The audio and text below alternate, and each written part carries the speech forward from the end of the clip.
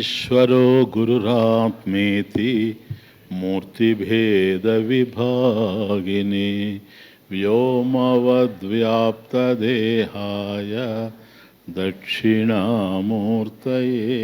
నమః. శృతిస్మృతిపురాణానాం ఆలయం కరుణాలయం నమామి భగవత్పాదం శంకరం లోకశంకరం. నమః శ్రీ శంకరానంద గురుపాదాంబుజన్మనే సవిలాస మహామోహ గ్రాహగ్రాసైకకర్మణే. ఓం సహనావవతు సహనౌ భునక్తు సహ వీర్యం కరవావహై తేజస్వినావధీతమస్తు మా విద్విషావహై. ఓం శాంతి శాంతి శాంతి. మాయికోయం చిదాభాసః శ్రుతేరనుభవాదపి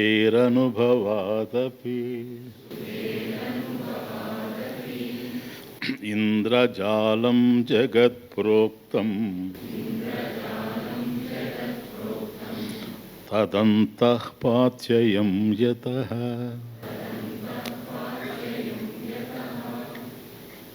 శ్రుతేః అనుభవాత్ అపి అయం చిదాభాసః మాయకః ఇతి ఉచ్యతే ఇది మన్యతే. శృతేః అంటే శృతి ప్రమాణేన. కాబట్టి శృతి ప్రమాణం ద్వారా ఒకటి, అనుభవాదపి మన జీవితంలో ఉండేటువంటి అనుభవాన్ని అనుసరించి కూడాను, అటు శృతి ద్వారా ప్రమాణమైనటువంటి శృతి ద్వారా చూసిన మన అనుభవాన్ని పురస్కరించుకొని అర్థం చేసుకున్న అయం చిదాభాసః, ఇంతవరకు ఏ చిదాభాసుడిని మనం అర్థం చేసుకుంటూ వచ్చామో అయం చిదాభాసః, ఈ చిదాభాసుడు మాయికః. కాబట్టి మాయలో ఉండేటువంటి వాడు, మాయారూపుడు. చిదాభాసుడు మాయారూపుడు, మిథ్యాస్వరూపుడు, మిథ్యాభూతుడు, మురుష అని అర్థమవుతా ఉంది. కాబట్టి ఈ రెండింటిని శృతేః అనుభవాదపి, శృతేః శృత్య అంటే శృతి ప్రమాణేన, అనుభవ జ్ఞానేన, రెండు కూడాను శృతి అనుభవం రెండు కూడా మనకు కలిసి వస్తున్నాయి. కాబట్టి శృతులు ఈ విషయాన్ని ఎట్లా ధృవపరుస్తున్నాయి అని అన్నప్పుడు, శృతులంటే ఇక్కడ మనకు ఉపనిషత్తులనే అర్థం, ఎందుకంటే జ్ఞానపరమైంది గనక. మాయాంతు ప్రకృతిం విద్యాత్ మాయనంతు మహేశ్వరం, ఇది మనం శ్వేతాశ్వతరంలో చూచాం. మాయాంతు ప్రకృతిం విద్యాం అంటే ప్రకృతిం మాయ ఏవ ఇది. కాబట్టి ప్రకృతి అంటే ఏదో కాదు, మాయ ఇవ, మాయ ఏవ, మాయనే ప్రకృతి అని అంటాం. కాబట్టి మాయాంతు ప్రకృతిం విద్యాత్ విజానీయాత్ తెలుసుకోవాలి. మాయనంతు మహేశ్వరం. కాబట్టి ఈ మాయను తన అధీనంలో ఎవరైతే ఉంచుకొని ఉన్నారో అతడు మహేశ్వరుడు అని. కాబట్టి ఈ సృష్టి కార్యం అంతా మాయా కార్యము అన్నాము కనుక పరమేశ్వరుడు అసంగుడై మనకు తెలుస్తూ ఉన్నాడు, ఇంకేం లేదు. అందువల్ల మాయనంతు మహేశ్వరం, మాయానం మహేశ్వరం. కాబట్టి ఈ మాయను తన అధీనంలో ఉంచుకొని ఉండేటువంటి వాడు పరమేశ్వరుడు. కాబట్టి ఈ సృష్టి కార్యం ఏదైతే మనకు కనపడుతూ ఉందో ఇదంతా కూడా మాయా కార్యం. ఎప్పుడైతే మాయా కార్యం అయిందో ఇది ప్రకృతి సంబంధమైందే కానీ పరమేశ్వరునికి సంబంధించింది కాదు. కానీ ప్రకృతి జడం గనక తనంతట తానుగా ప్రకృతి ఈ సృష్టిని తయారు చేసే అవకాశమే లేదు గనక అర్జున మయాధ్యక్షేణ ప్రకృతి సూయతే సచరాచరం. మయాధ్యక్షేణ మయి దృశ్యమాత్ర స్వరూపేణ చైతన్య రూపేణ. కాబట్టి ఏ విధమైనటువంటి కర్మ నా దగ్గర లేదు గనక అవిక్రియాత్మన చైతన్య రూపేణ దృశ్యరూపమాత్రేణ మయా అధ్యక్షేణ. కాబట్టి నా యొక్క అధ్యక్షతలో ప్రకృతి సూయతే సచరాచరం, సచరాచరం జగత్ సూయతే ఉత్పాదయతి. కాబట్టి ఇక్కడ ఏదైతే చరము అచరము అని మనకు తెలుస్తున్నదో స్థావర జంగమాత్మకమైనటువంటి ఈ ప్రపంచం ఏదైతే ఉందో, ఈ చరాచర ప్రపంచం ఏదైతే మనకు గోచరిస్తూ ఉందో ఈ మాయా కార్యం, ఇది మాయ చేత సూయతే ఉత్పాదయతి, ఇట్లా మాయ చేత సృజింపబడింది గనక ఉత్పాదయతి, ఇది మాయా కార్యము అని తెలుసుకున్నాం. కాబట్టి మాయ వల్ల ఈ సృష్టి ఏర్పడింది, ఇది మాయా కార్యం. దీనికి ఈ చరాచరాత్మకమైనటువంటి ఈ జగత్తుకి మయ అధ్యక్షేణ, నేను అధ్యక్షుడిగా ఉండడం చేత, అంటే అధిష్టానంగా పరమేశ్వరుడు ఉన్నాడు గనక అధిష్టానమైనటువంటి పరమేశ్వరుడు అసంగ. కాబట్టి దానికి ఆయనకి సంబంధం లేదు, ఆయన ఉంటేనే సృష్టి జరుగుతుంది, కానీ సృష్టి మాత్రం కేవలం మాయా కార్యమే అనేది శృతే శృత్యా, శృతి చెప్తూ ఉంది ఈ విషయాన్ని. ఎందుకు ఇది మీకు చెబుతున్నాను ఇప్పుడంటే, ఇంద్రజాలం జగత్ప్రోక్తం మళ్ళీ.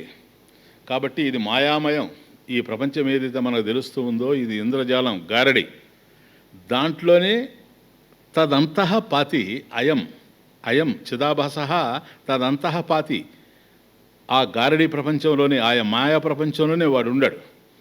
కాబట్టి ఈ జగత్తులో మనకు తెలిసేటువంటి చిదాభాసుడు వీళ్ళందరూ కూడా మాయలోనే తెలుస్తూ ఉన్నారు. కానీ ఈ మాయకి నేను అధ్యక్షుడిగా ఉండడం చేత, అధిష్టానంగా ఉండడం చేత అసంగుణ్ణయి ఉన్నాను, మాయకి ఎక్కడ అంటకుండా నేనున్నాను. కాబట్టి నేను ఆధారం. కాబట్టి ఇది శృతి, శ్వేతాశ్వతర ఉపనిషత్. అట్లాగే ఆధారం ఆనందం అఖండ బోధం తస్మిన్ లయం యాతి పురత్రయంచ, ఇది కైవల్య శృతి. కాబట్టి కైవల్యోపనిషత్ ఇంతకుముందు వచ్చింది శ్వేతాశ్వతర ఉపనిషత్, ఇది కైవల్యోపనిషత్. కైవల్యోపనిషత్తు ఈ సత్యాన్నే ఉటంకిస్తూ ఉంది. ఆధారం ఆనందం అఖండ బోధం, అఖండ జ్ఞానస్వరూపం. దీనికి సమస్తమైనటువంటి ఈ జగత్తుకు ఆధారంగా ఉన్నటువంటిది నేనే, ఈ ప్రకృతికి ఆధారమైనటువంటి నేనే. మయాధ్యక్షేణ ప్రకృతి మాయ సూయతే సచరాచరం.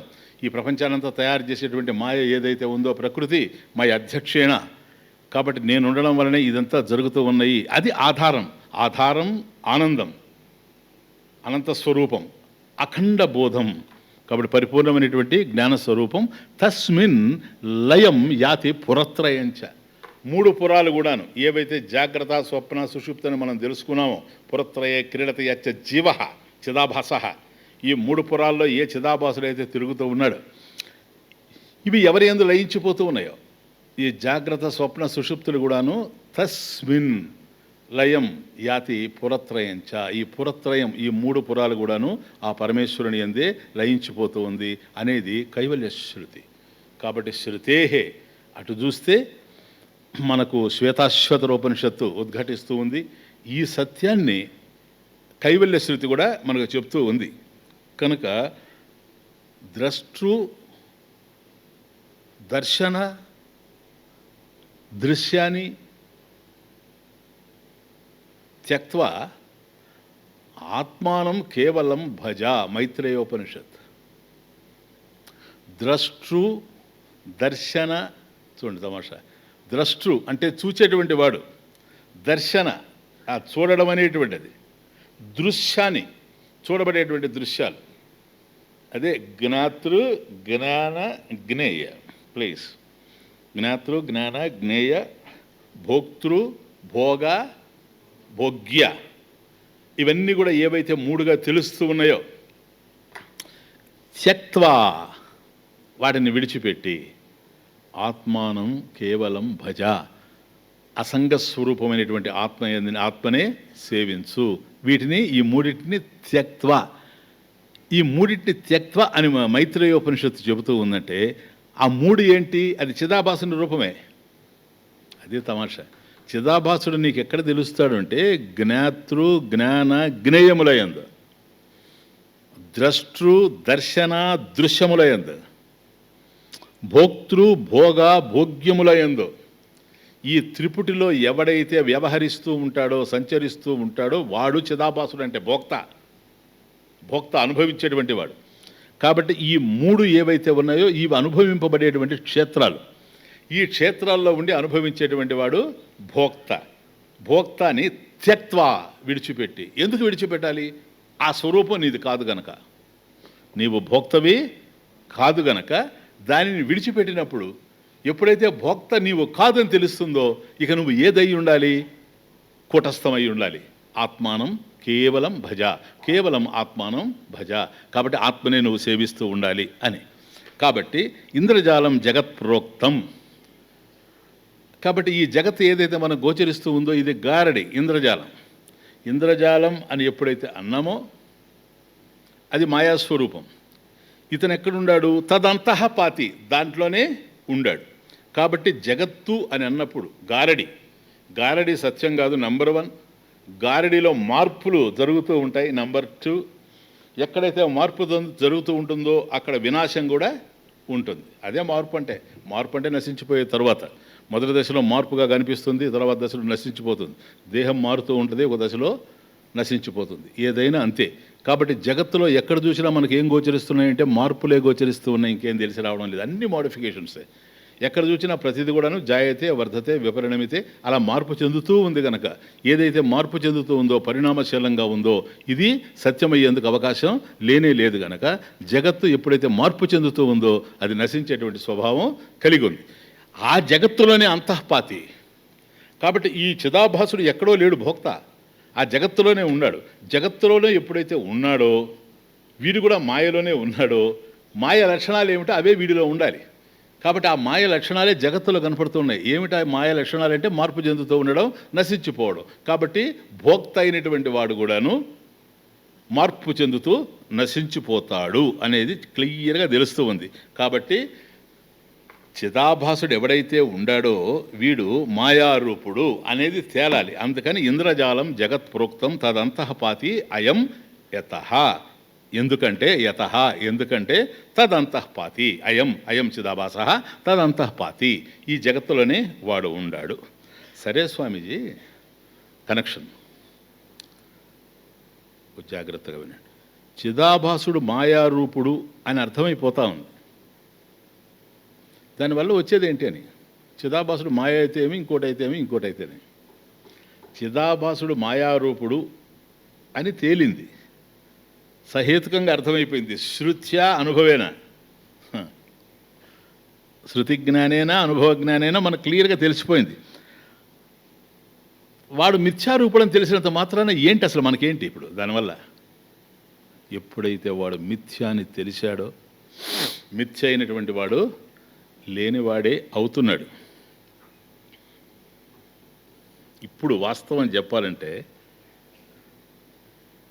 ఇప్పుడు చిదాభాసుడు లేనివాడు కాదు, మన దగ్గర ఉన్నవాడు. ఎట్లా ఉన్నవాడు? సత్యంగా ఉన్నవాడు. అండర్స్టాండ్? ఇప్పుడు మన దృష్టిలో మనం భోక్తే కాదా? మనం ఆత్మ. వింటున్నారు, పరోక్ష జ్ఞానం కలుగుతూ ఉంది, వినే కొద్దీ జ్ఞానం కలుగుతూ ఉంది. వాస్తవానికి మనం ఏమిటి అంటే చిదాభాసుడు ఇప్పుడు మాయగా లేడు సార్, వచ్చిన బాధ అది. వాడు కనుక మాయగా తెలిసి ఉంటే జగత్తులాగానే వేరుగా ఉండేది. మనకు అట్లా గోచరించడం లేదు, వాడు సత్యంగా తెలుస్తూ ఉన్నాడు. ఇప్పుడు ఎప్పుడైతే ఇంద్రజాలం ఇది జగత్, ఇంద్రజాలం జగత్ ప్రోక్తం తదంతఃపాతి అయం యతః అనేది కనుక అర్థమైందంటే అప్పుడేం తెలుస్తుందో తెలుసా? ఓహో వీడు మాయికః అయం చిదాభాసః మాయికః శృతేహే అనుభవాదపి. ఇది శృతులు దీన్ని ధృవపరుస్తూ ఉన్నాయి, మన అనుభవం కూడా దీన్ని నిర్ణయం చేస్తూ పోతుంది. కనుక ఏ చిదాభాసుడైతే నేను చిదాభాసుడు అనుకోవడం వల్లనే అహం కర్త, లేకపోతే కర్త కాదు. అహం కర్త కనుకనే కర్తాహం ఇది, భోక్తాహం నేను భోక్త. కాబట్టి నేను కర్తని, నేను భోక్తని అనేది ఎక్కడ కలుగుతూ ఉందంటే చిదాభాసుడు సత్యమని భావించడం చేతనే కానీ చిదాభాసుడు మాయ అనుకోవడం వల్ల కాదు. క్లియర్గా అర్థం చేసుకోండి.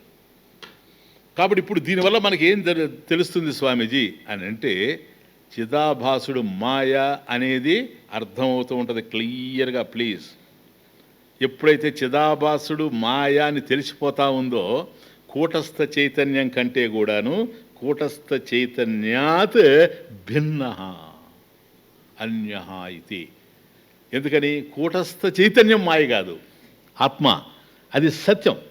దానికన్నా అన్యంగా తెలిసేటువంటి మాయా రూపంలో వీడు ఎప్పుడైతే ఉన్నాడో, జగద్రూపంలోనే వీడు ఎట్లాగైతే ఉన్నాడో, జగత్తు ఏ విధంగా అయితే మిథ్య, అట్లాగే చిదాభాసుడు కూడా జగత్తులో తెలిసేటువంటి వాడు గనక వీడు కూడా మాయారూపుడుగానే ఉన్నాడు. ఇప్పుడు వాడెవడు భోక్త, వాడెవడు కర్త, అదెవరు? అహం నో. నీవు అది అయ్యేందుకే అవకాశం లేదు. శృతుల ద్వారా కానీ అనుభవ జ్ఞానం ద్వారా కానీ ఇది మనిషికి జీర్ణమయ్యే కొద్దే నేను కూటస్థమైనటువంటి ఆత్మ కంటే కూడాను అన్యంగా ఉన్నాను, వివిచ్య పృథక కృత్య, దాన్ని వేరు చేసి చూస్తూ ఉంటాడు. చూచారా? ఇదే దానివల్ల కలిగేటువంటి మేలు. క్షణానికి సత్యానికి దగ్గరవుతూ ఉంటాడు, అసత్యానికి మాయకి దూరం అవుతూ ఉంటాడు. ఇది ఈ రోజుది కాదు, అనేక సంవత్సరాలుగా, అనేక యుగాలుగా, తరతరాలుగా, జన్మలుగా పెనవేసుకొని వచ్చినటువంటి బంధం కనుక ఒక విధంగా చెప్పాలంటే చర్మంలాగా అతుక్కుపోయి ఉంది.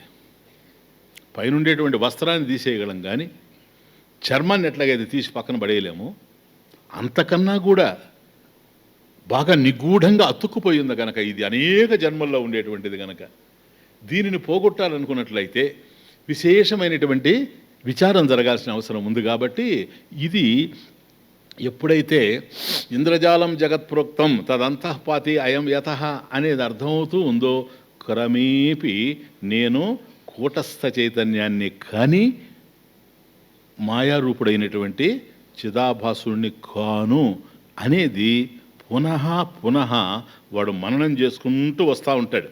ప్రతి క్షణం కనిపిస్తూ ఉంటుంది. ఇప్పుడు ఈ సత్యం కనుక మనకు అర్థమైతే మనం లౌకికంగా కూడాను అనేకమైనటువంటి వ్యవహారాల్లో మనం తిరుగుతూ ఉన్నప్పటికి కూడా ఇది ఒకవైపున స్ఫురిస్తూనే ఉంటుంది. మనం అనేక పనులు చేస్తూ ఉండినా ఇది స్ఫురిస్తూ ఉంటుంది. ఇది చిదాభాసుని లక్షణం.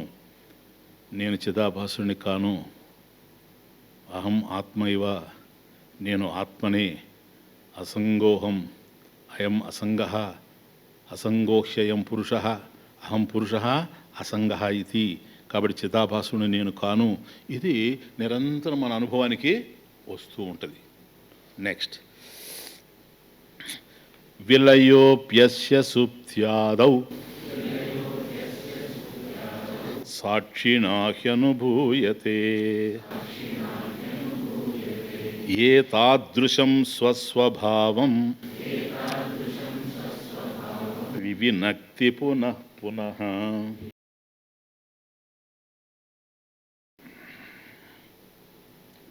చూసుకోండి. విలయోప్యస్య సుప్త్యాదౌ. సుప్త్యాదౌ, సుప్తి అంటే నిద్ర. ఇక్కడ సుప్తి అంటే నిద్ర అంటే ఏంటి? కల కాదు, సుషుప్తి.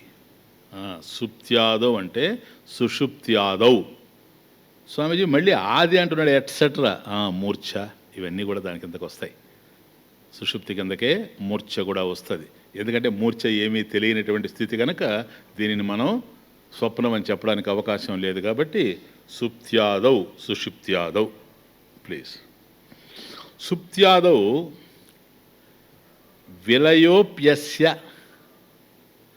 అస్య విలయః అపి. సుప్త్యాదౌ, సుషుప్తి మొదలైనటి వాటి యందు అస్య, అస్య ఏంటి? అస్య చిదాభాసస్య విలయః అపి. చిదాభాసుడు లయించిపోయినప్పటికి కూడా కర్తాభోక్త సుషుప్తిలో లేడు కదా. అండర్స్టాండ్? ఉన్నాడా సుషుప్తిలో కర్తాభోక్త? ఏమయ్యాడు? లయించాడు. సుషుప్తిలో విలయ, అది అస్య విలయ, చిదాభాసస్య విలయ అపి కూడా అట్లా లయించిపోయినప్పటికి కూడా, అంటే చిదాభాసుడు లయించాడు అని అంటే అంతవరకు చిదాభాసుడు ఏ జగత్తులో ఉండే అనుభవాలు గడిస్తూ ఉన్నాడో ఆ జగత్తు కూడా లయించిందా లేదా? అది అది అది విషయం. చిదాభాస సహిత జగత అపి, జగత విలయ అపి. చిదాభాస సహిత జగత విలయ అపి, అది విలయోపి, విలయ అపి. చిదాభాసుడు అనుభవించేటువంటి ప్రపంచం. నాయన బాగా అర్థం చేసుకోండి. ప్రపంచం అంటే ఏ ప్రపంచం? బోత్. జాగ్రత్త అది కూడా కదా అనుభవం కదా. జాగ్రత్త ఎట్లాగైతే అనుభవంగా ఉందో చిదాభాసుడికి, స్వప్నం కూడా అనుభవంగా ఉంది. ఈ జాగ్రత్త స్వప్నాలు రెండు లయించిపోయినాయి. ఎక్కడ? సుషుప్తిలో. అక్కడ ప్రత్యేకంగా చిదాభాసుడు ఉండాడా? లేడు. ఏమయ్యాడు? లయించిపోయాడు. అది విలయ అపి. సుప్త్యాదౌ అస్య విలయ చిదాభాస సహిత జగత విలయ అపి. అట్లా లయించిపోయినప్పటికి కూడాను సాక్షిణ అనుభూయతే హి, సాక్షిణ అనుభూయతే హి, సాక్షిణ హ్యనుభూయతే. సాక్షిణ సాక్షి చేత, తృతీయ, చేతం చేతవడంతో తృతీయ. సాక్షిణ హి అనుభూయతే, అనుభూయతే హి. సాక్షి చేత చూడబడుతూ ఉన్నాడా లేదా చిదాభాసుడు? ఏమని? లేడని. చిదాభాసుడు జగత్తుతో సహా లయించిపోయాడు. ఎక్కడ? సుప్త్యాదౌ, సుషుప్త్యాదౌ లయించిపోయాడు. ఇలా చిదాభాసుడు లయించిపోవడము సాక్షి చేత చూడబడుతుందా లేదా అంటున్నాను. సాక్షి చేత చూడబడడం వల్లనే నిద్ర లేచిన తర్వాత నేను హాయిగా నిద్రపోయాననేటువంటి అనుభూతి ప్రత్యభిజ్ఞగలుగుతుంది. ఇది మనకు తెలిసిందే. కాబట్టి లేకపోతే అసలు ఎవ్వరూ కనుక అక్కడ లేకపోతే, అనుభవించిన వాడే కనుక లేకపోతే, తెలుసుకున్నవాడే కనుక లేకపోతే, ఇప్పుడు చెప్పేవాడు కూడా లేడు. ఎవరికి తెలిసిందో వాడే చెప్పాలి. అనుభవించేవాడు ఒకడు, చెప్పేవాడు మరొకడు అయ్యేందుకు అవకాశం లేదు.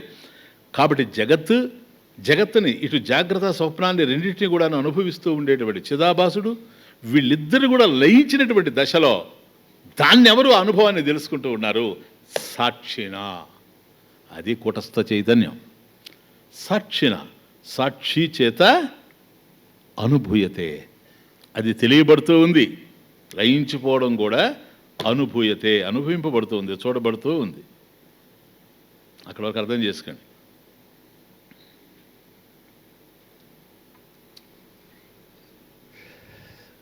నిద్రలో అంటే గాఢ నిద్రలో, నిద్ర అంటేనే సుషుప్తి అని అర్థం, లేకపోతే స్వప్నం అనేస్తాం. గుర్తుపెట్టుకోండి. నిద్రలో నీకేమైనా తెలిసిందే? తెలియదు. స్వప్నంలో ఏదైనా తెలిసిందే? అదే ఏం తెలిసింది అని నేను అడగడం లేదు. స్వప్నంలో ఏదో తెలిసింది కదా, అది నీ అనుభవమేనా? అనుభవం కాదా? సుషుప్తిలో ఏమైనా తెలిసిందే? అదేంది అనుభవం కాదా? చెప్పండి. తెలిసింది అనుభవం అయినప్పుడు తెలియనిది కూడా అనుభవమే. ఇది నాకు తెలుసు ఎట్లా చెప్పగలవు? It is in my experience. అది నాకు తెలియదు ఎందుకని? It is not in my experience, that is in my experience. అర్థమవుతుంది? అదే ప్రత్యభిజ్ఞకి కారణం. ఇప్పుడు ఏం లేదు నాయన నా పక్కనే ఒక చెట్టు ఉంది, ఆడి పోయి పువ్వులు తీసుకుంటా, నేను పూజ చేసుకోవాలన్నాను అనుకో. నువ్వు వెళ్ళి అసలు ముందు చూడు ఆ చెట్టులో పువ్వులు పూసాయేమో, వెళ్ళొస్తావు. వెళ్ళొచ్చి స్వామీజీ ఆ మొక్కలో పువ్వులు ఉన్నాయి స్వామీజీ, కోసుకొని రా నాయన పూజ చేసుకుంటా. ఓకే. మళ్ళీ నెక్స్ట్ డే నాయన ఆ మొక్కలో పువ్వులు ఉన్నాయేమో చూడు. వెళ్ళి స్వామీజీ ఆ మొక్కలో పువ్వులు లేవు స్వామీజీ, ఈరోజు పూలే, నిన్న పువ్వులు ఉన్నాయి. అది అనుభవమా? పువ్వులు ఉన్నవి అనేది అనుభవం అతనికి. ఇప్పుడు పువ్వులు లేవు, ఇది అనుభవం అవునా కాదా? ఉన్నది అనుభవం అయితే లేనిది కూడా అనుభవమే. పాయింట్ ఈస్ ఎవరి అనుభవం అది. ఈ అనుభవం ఎవరిది? ఉన్నవాడిదే లేనివాడిదే? ఉన్నవాడిది కదా. చిదాభాసుడు ఉన్నాడా? ఇంకెవడున్నాడో వాడిది. ప్లీజ్ బాగా అర్థం చేసుకోండి ఆయన.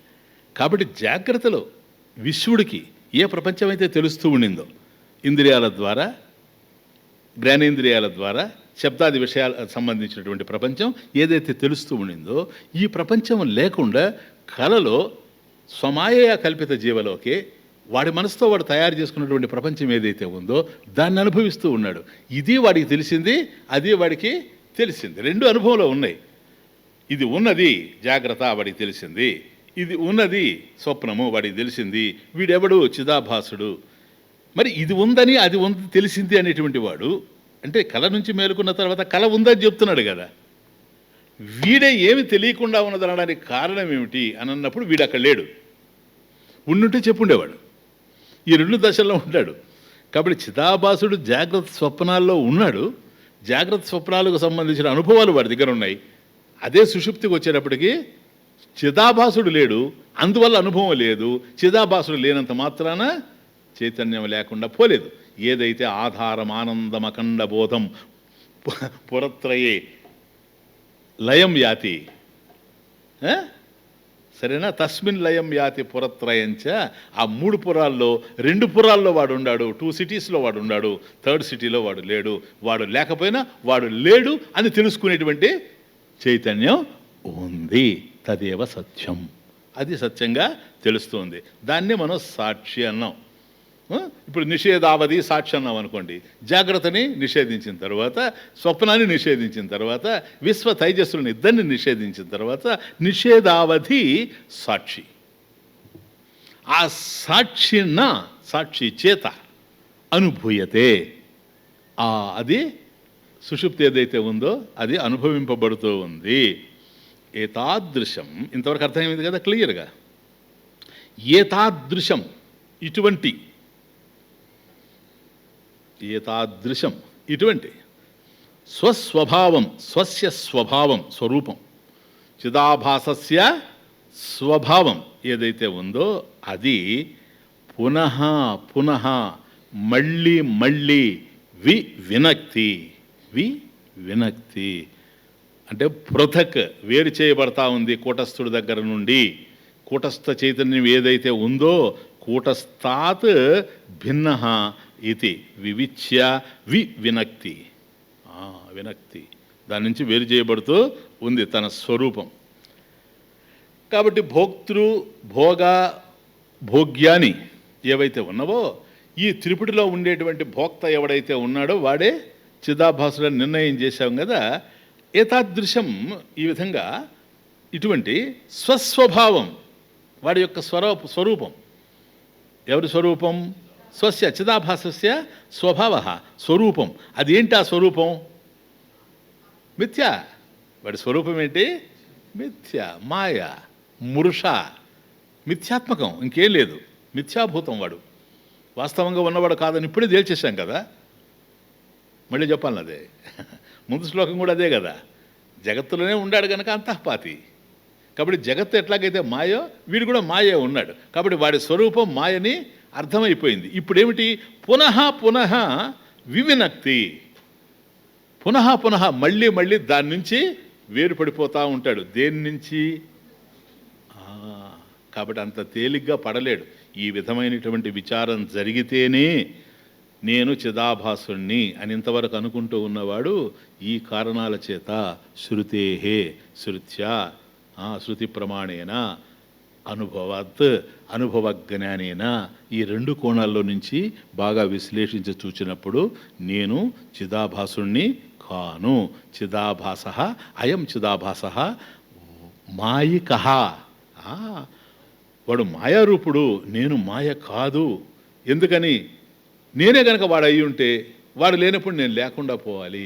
వాడు లేకుండా పోయినా నేనున్నాను. సుషుప్తిలో వాడు లేడు, వాడు లేకపోయినా నేనున్నాను కనుక నేను నిద్ర లేస్తూ ఉన్నాను. కాబట్టి చిదాభాసుడిని కూడా నేను తెలుసుకుంటూ ఉన్నాను. తెలుసుకునేటువంటి నేను తెలియబడేటువంటి వాటికన్నా అన్యమైనటువంటి వాడిని కనుక నేను చిదాభాసుడిని అయ్యేందుకు అవకాశం లేదు. చిదాభాసుడైనటువంటి వాడు మిథ్య. ఎలాగో ఘటాకాశ అయితే. చూడండి తమాషా. చిదాభాసుడు నేను ఎప్పుడైతే కాదు అన్నాడో, ఇప్పుడు భోక్తాహం కర్తాహం ఎగిరిపోయినాయి. ఎవరు భోక్త? ఎవరు? చిదాభాసుడు. కర్త ఎవరు?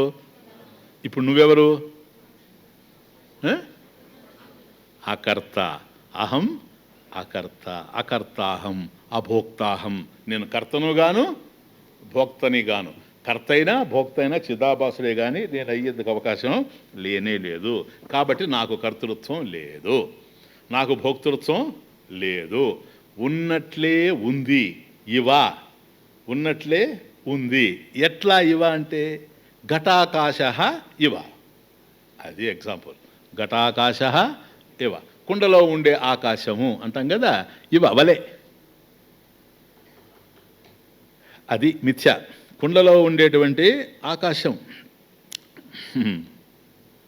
ఉందే, కుండలో ఆకాశం. కుండలో ఆకాశం కనుకుంటే ఆకాశం పరిమితం అవుతుంది, అంతేనా? అసలు కుండలో ఆకాశం కాదు, కొండే ఆకాశంలో ఉంది సార్. ఎన్ని కుండలన్నా తీసుకుంటారు, అన్ని కుండలు ఆకాశంలోనే ఉండాలి. కుండలే కాదు, వాటి బంధువులైన కొండలు కూడా ఉండాలి. అన్నీ కలిపి ఆకాశంలో ఉండాల్సిందే కానీ ఇంకొక విధంగా ఉండేందుకు అవకాశం లేదు. కాబట్టి ఘటాకాశ, నేను ఈ ఘటం చూసారా, అది అహం భోక్త. అంటే నేను పరిమితుడిని, ఈ ఘటం వరకే నేను, ఆ ఘటంలో ఉండేది నేను కాదు. చిదాభాసుడితో తాదాత్మ్యం చెందితే ఈ దేహంలో ఉండేది నేను, ఆ దేహంలో ఉండేది నేను కాదు.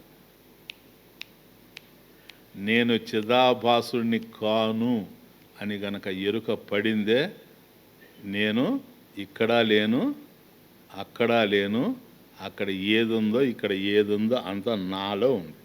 మత్స్థాని సర్వభూతాన్ని అర్జున, సర్వభూతాన్ని మత్స్థాని నాలో ఉన్నాయి. నచాహం తేషు అవస్థిత. నేను వాటిల్లో కాదు ఉండేది. నేను వాటిల్లో ఉండడం అంటే పరిమితంగా ఉంటాను కాదు, సర్వగతులైనటువంటి నాలోనే సమస్తం ఉండయి. కాబట్టి ఘటంలో ఆకాశం లేదు. ఘటంలో ఆకాశం ఉంది అన్నప్పుడు పరిమితం అయిపోతుంది. వాడు భోక్త చిదాభాస కాదు. కాదు, ఆ ఘటములో ఉండేటువంటి ఆకాశము అన్నీ కూడా మహాకాశంలోనే ఉన్నాయి. ఘటము ఉంది, ఆకాశం ఉంది. ఘటము లేదు, ఆకాశం ఉంటుంది. భోక్త ఉన్నాడు, చైతన్యం ఉంది. భోక్త లేడు, చైతన్యం ఉంటుంది. జాగ్రత్త స్వప్నాలు సుషుప్తులు ఉన్నాయి. అది తస్మిన్ లయం యాతి పురత్రయంచ. ఈ 3 పురాలు వెళ్ళి అక్కడ చేరిపోతూ ఉన్నాయి. కానీ ఇప్పుడు అది కానే కాదు. చైతన్యం అనేటువంటి నాలోనే సమస్తం ఉంది. ఈ విధంగా చూసినప్పుడు తాను చిదాభాసుని కన్నా వేరు అని గుర్తించవచ్చు. Please, it's not a joke. విన్నంత తేలిక కాదు ఇది. అంటే ఒక్కసారిగా నేను చిదాభాసుడు కాదు అని అనుకోవడం అంటే వాట్ డస్ ఇట్ మీన్? నేను ఆత్మని తెలుసుకోవడం అంతే. అమ్మా, చిన్న విషయం కాదది. ఇంకా నేను చిదాభాసుడు అనేవాడివి నువ్వు ఎప్పుడూ అంగీకరించడానికి అవకాశమే లేదు. నాకు సంబంధించిన చరిత్ర ఏదీ కాదు నాది, అది చిదాభాసుడికి సంబంధించింది, నాకు సంబంధించింది కానే కాదు. చాలా లోతుగా పోతుంది వ్యవహారం. కాబట్టి అర్థమైనట్టుంటుంది మనకు. అందువల్ల శ్రవణ మనన నిధిధ్యాస నిరంతరం కూడాను శ్రవణ మనన నిధిధ్యాసల ద్వారా దాన్ని స్థిరపరచుకుంటూ పోవాలి, సుస్థిరం చేసుకుంటూ పోవాలి. కాబట్టి చిదాభాసుని కంటే నేను వేరుగా ఉన్నాను అనేది పునః వివినక్తి. ఈ కూటస్థం నుంచి వేరు చేస్తూ గ్రహిస్తూ రావచ్చు మెల్లమెల్లగా నేను భోక్తనయ్యేందుకు అవకాశం లేదని. సుప్త్యాదో అస్య విలయ అపి సాక్షినా అనుభూయతే. ఎప్పుడైతే సాక్షి చేత చూడబడుతూ ఉందో ఇవన్నీ కూడాను ఏతాదృశం స్వస్వభావం వివినక్తి పునః మళ్ళీ దాని నుంచి వేరు చేసి నేను కూటస్థుడిని కాను అంటావా? నో. ఇంతవరకు ఇప్పుడు అసలు కూటస్థుడే తెలియదు. ఇప్పుడు అట్లా కాదు, నేను చిదాభాసుడిని కాను. దెన్ కస్త్వం, నువ్వు చిదాభాసుడి కావు. ఇంతవరకు దేని మీద అయితే నీ మనసును పూర్ణంగా లగ్నం చేసి నేను ఇది అని మాట్లాడుతున్నావు, అదంతా నువ్వు కాదని తేల్చేసావు. ఇప్పుడు నువ్వెవరు? చిదాభాసుడు ఉంటే ఉన్నాడని తెలియడానికి, చిదాభాసుడు లేకపోయినా లేడని తెలియడానికి ఆధారం ఆనందం అఖండ బోధం నేను, జ్ఞానస్వరూపుడైనటువంటి నేను, కూటస్థ చైతన్యాన్ని, ఆత్మని. ఇటువంటి కూటస్థాత్ చిదాభాస భిన్న ఇది. కాబట్టి ఈ కూటస్థ చైతన్యం కంటే చిదాభాసుడు వేరుగా ఉన్నాడు, వేరుగా ఉన్నాడు, వేరుగా ఉన్నాడు.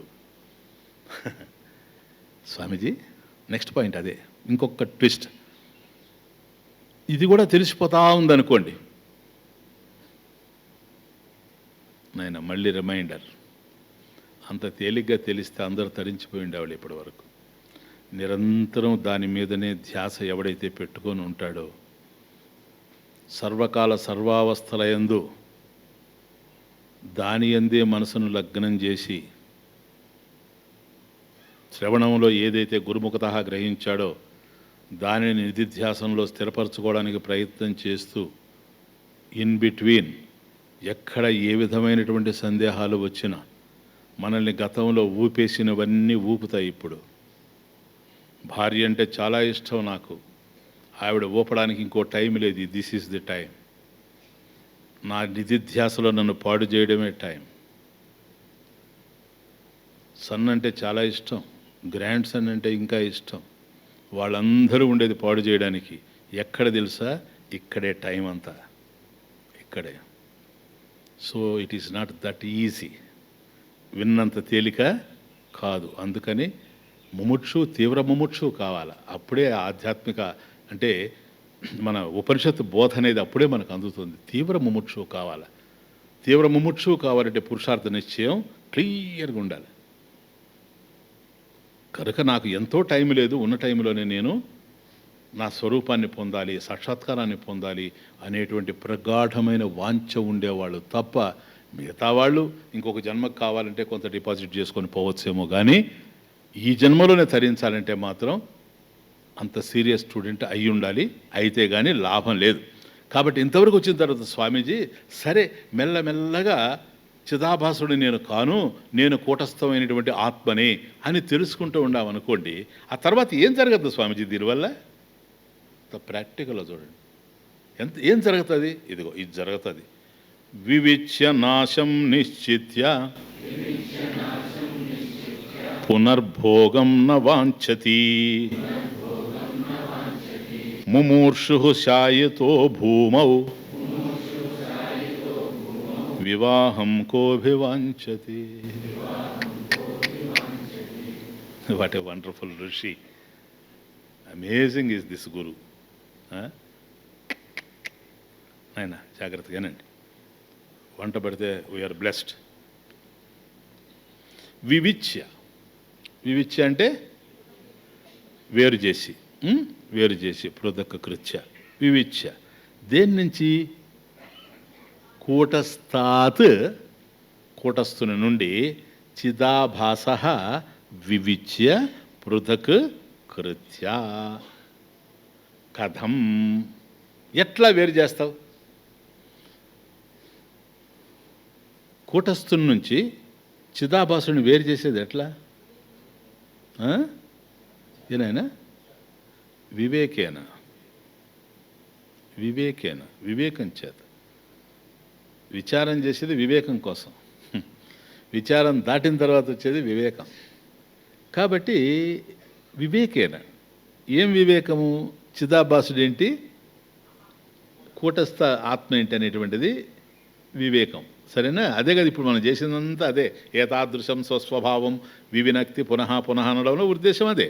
కాబట్టి కూటస్థాత్ చిదాభాసం వివిచ్య పృథక్ కృత్య వివేకేన నాశం నిశ్చిత్య, నాశం డెస్ట్రక్షన్, తస్య చిదాభాసస్య నాశం నిశ్చిత్య.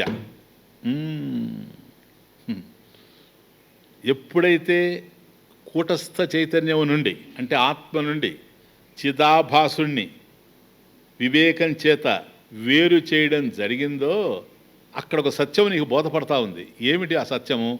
ఏదైతే ఆత్మ అదే సత్యం కదా, ఆధారం ఆనందం అఖండ బోధం. అది ఎక్కడికి పోయేది కాదు, ఎప్పుడూ ఉంటుంది. అవునా? వీడు ఆధేయం కదా, దాని మీద ఆధారపడి ఉండేవాడు కదా చిదాభాసుడు. ఎట్లాంటి వాడు వీడు? మాయిక. అయం చిదాభాస మాయిక. మాయిక గనక, మాయలో ఉండేవాడు గనక వీడు ఉంటాడా లేకుండా పోతాడా? కాబట్టి వీడికి వినాశం ఉంది కదా. ఎట్లాగైతే జగత్తుకు వినాశం ఉందో తదంతఃపాతి, ఆ జగత్తులోనే ఉండేవాడు వీడు కూడా వినాశాన్ని పొందుతాడు. See the point. వివిచ్య, చిదాభాసుణ్ణి కూటస్థు నుండి వేరు చేసిన తర్వాత వివిచ్య, వివేకేన నాశం నిశ్చిత్య, చిదాభాసస్య నాశం నిశ్చిత్య. కాబట్టి చిదాభాసుడనేవాడు నశించిపోయేవాడే అనేది నిశ్చయం చేసిన తర్వాత, భోక్త నశించేవాడే అని నిశ్చయం చేసిన తర్వాత, ఫస్ట్ లైన్ అయిపోయింది కదా, సెకండ్ లైన్ పునర్భోగం నవాంఛతి. పునః అగైన్ భోగం నవాంఛతి. ఇది చూసారా ఎక్కడ తిరిగిందో. ఇంకా భోగాన్ని కోరడు. నేను అది అనుభవించాలి, నేను ఇది అనుభవించాలి, నేను అది కావాలి, నాకు ఇది కావాలి. భోగం అంటే అన్నీ భోగమే సార్. భోగం అంటే కేవలం డబ్బు, తినడము, అవేవో చూడడము, అదే కాదు. ఏదైనా భోగమే. Understand the point. నీకు ఇష్టమైన బిడ్డను ముద్దెట్టుకోవడం కూడా భోగమే. అలా ముద్దెట్టుకోవడమే భోగం. ఎవరినైతే ముద్దెట్టుకుంటున్నావో భోగ్యం. అలా ముద్దెత్తుకుని నువ్వు భోక్త. క్లియర్? ఎన్నున్నాయి భోగాలు ఆలోచించండి. ఎన్నిటి మీద ఉంది మనసు ఆలోచించండి. అందుకని వివిక్త దేశే సుఖాసనస్థ. గీత ఒంటరి ప్రదేశంలో అంటే ఏకాంతంలో కూర్చొని సుఖంగా కూర్చొని ఇవన్నీ ఆలోచన చేయాలి. ఏంటి అసలు ఇదంతా ఏంటి అని. ఊరికి ఎవరో ఆలోచించి తీసుకొచ్చి రెడీమేడ్ ప్లేట్లో భోజనం పెడితే తినిపోతే అది అంతంత మాత్రమే ఉంటుంది. మనకు జీర్ణం కావాలా, మనకు అర్థం కావాలా. Please understand. కనుక పునర్భోగం నవాంఛతే.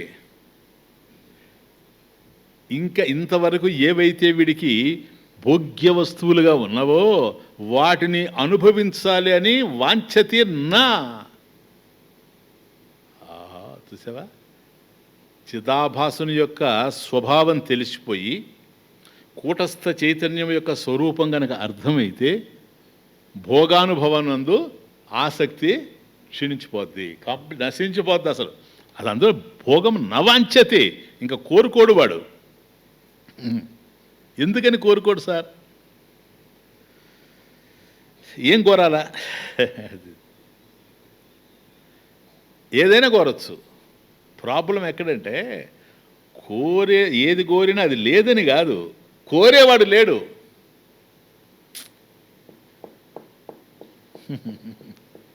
కోరేవాడు లేడు. బాగా అర్థం చేసుకోండి. భోగం ఉంది. భోగే సత్యపి భోగం నవాంఛతి.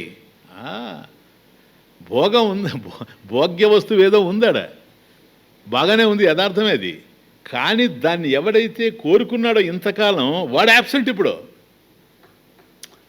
ఎవడు వాడు? చిదాభాసుడు. ఇప్పుడు వీడు అర్థం చేసుకున్నాడు నేను చిదాభాసుని కాను అని, నేను కూటస్థ చైతన్యాన్ని వీడికి అర్థమైపోయింది. కాబట్టి వీడికి భోగేచ్ఛ లేదు. భోగ్య వస్తువు ఉండినా భోగేచ్ఛ లేదు. భోగేచ్ఛ ఎప్పుడైతే లేదో ఇంకా భోగం ఎక్కడి నుంచి వచ్చింది? ఏదైనా ఇంట్రెస్ట్ ఉంటే కదా నేను దాన్ని అనుభవించాలి అంటేనే. ఒక ఐస్ క్రీమ్ తినాలి అనే ఐడియా వాడికి వచ్చినప్పుడు ఐస్ క్రీమ్ తింటాడు. కానీ విపరీతమైన జ్వరంతో ఉండేవాడికి నువ్వేం తింటావు, భోజనం తింటావు అంటే నాకు ఏమొద్దంటాడు. చూసావా, భోగం నవాంఛతే. ఎందుకని వాడి కండిషన్ అట్లా ఉంది. జ్వరపీడితుడు. వీడు జ్వరపీడితుడు కాదు, వాస్తవ జ్ఞానం కలిగిన వాడు. కాబట్టి ఏదైతే ఇంతకాలం భోగం అని చెప్పేసి వాడిని ప్రలోభానికి గురి చేస్తూ ఉండిందో ఆ భోగ్య వస్తువులు ఒకవైపు కనిపిస్తూ ఉండినా కూడాను వీడు నవాంఛతి, భోగం నవాంఛతి. ఎందుకని? భోగేచ్ఛ వాడికి లేనే లేదు. అంతేనా స్వామీజీ? సందేహం ఉంది? పునః భోగం నవాంఛతి. పునః అది ఇంతకుముందు అనుభవించాడు, మళ్ళీ ఇప్పుడు అనుభవించాలనేటువంటి వాంఛ లేదు. కానీ భోగ్య విషయాలు ఏంటో తెలుసా? అనుభవించే కొద్దీ అనుభవించాలని ఉంటుంది. అది ఆడ తమాషా. తినే కొద్దీ తినాలని ఉంటుంది. ఏదైనా అంతే. అప్పు చేయడం కూడా భోగమే సార్. ఎవరిదైనా అప్పు చేస్తాం, అది భోగం. అందుకని అప్పు అలవాటు పడ్డవాడు వాడు కష్టపడి పనిచేయడు. వాడు జీవితాంతం అట్లాగే అప్పులు చేస్తేనే బ్రతికి అప్పుతో చచ్చిపోతాడు. ఎట్లా స్వామీజీ అంటే వాళ్ళ దగ్గర నుంచి తీసుకొచ్చి వీళ్ళకి ఇస్తాడు, మళ్ళీ వాళ్ళ దగ్గర నుంచి తీసుకొచ్చి వీడికి ఇస్తాడు, వాళ్ళ దగ్గర నుంచి తీసుకుపోయి వాడికి ఇస్తాడు. ఎవడో ఒకడు అప్పులోడు తిరుగుతానే ఉంటాడు ఇంటి చుట్టూ. వాడు వచ్చినప్పుడు లేనే చెప్పమంటానే ఉంటాడు. ఎందుకో తెలుసా, అలవాటు పడిన తర్వాత దాన్ని వదిలిపెట్టలేడు. కానీ ఇప్పుడు అట్లా కాదు. ఇంతకాలం ఏ చిదాభాసుడైతే ఏ భోగాలైతే అనుభవించాడో వాడే ఇప్పుడు పునః భోగం నవాంఛతి. స్వామీజీ దీనికి ఏమైనా దృష్టాంతం ఏమైనా చెప్తారా? సరిగా అర్థం కాలేదు మాకు. చెప్తాం. ఏంటో చెప్పండి.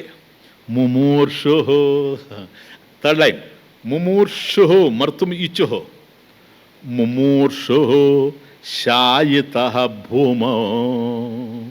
ముమూర్షు శాయిత భూమౌ, ముమూర్షు మర్తుం ఇచ్చుహు అంటే చావడానికి సిద్ధంగా ఉండేవాడు. మర్తుం ఇచ్చుహు మరణ సమయే సంప్రాప్తే సతి. పోయే కాలం వచ్చేసింది, మరణ సమయం.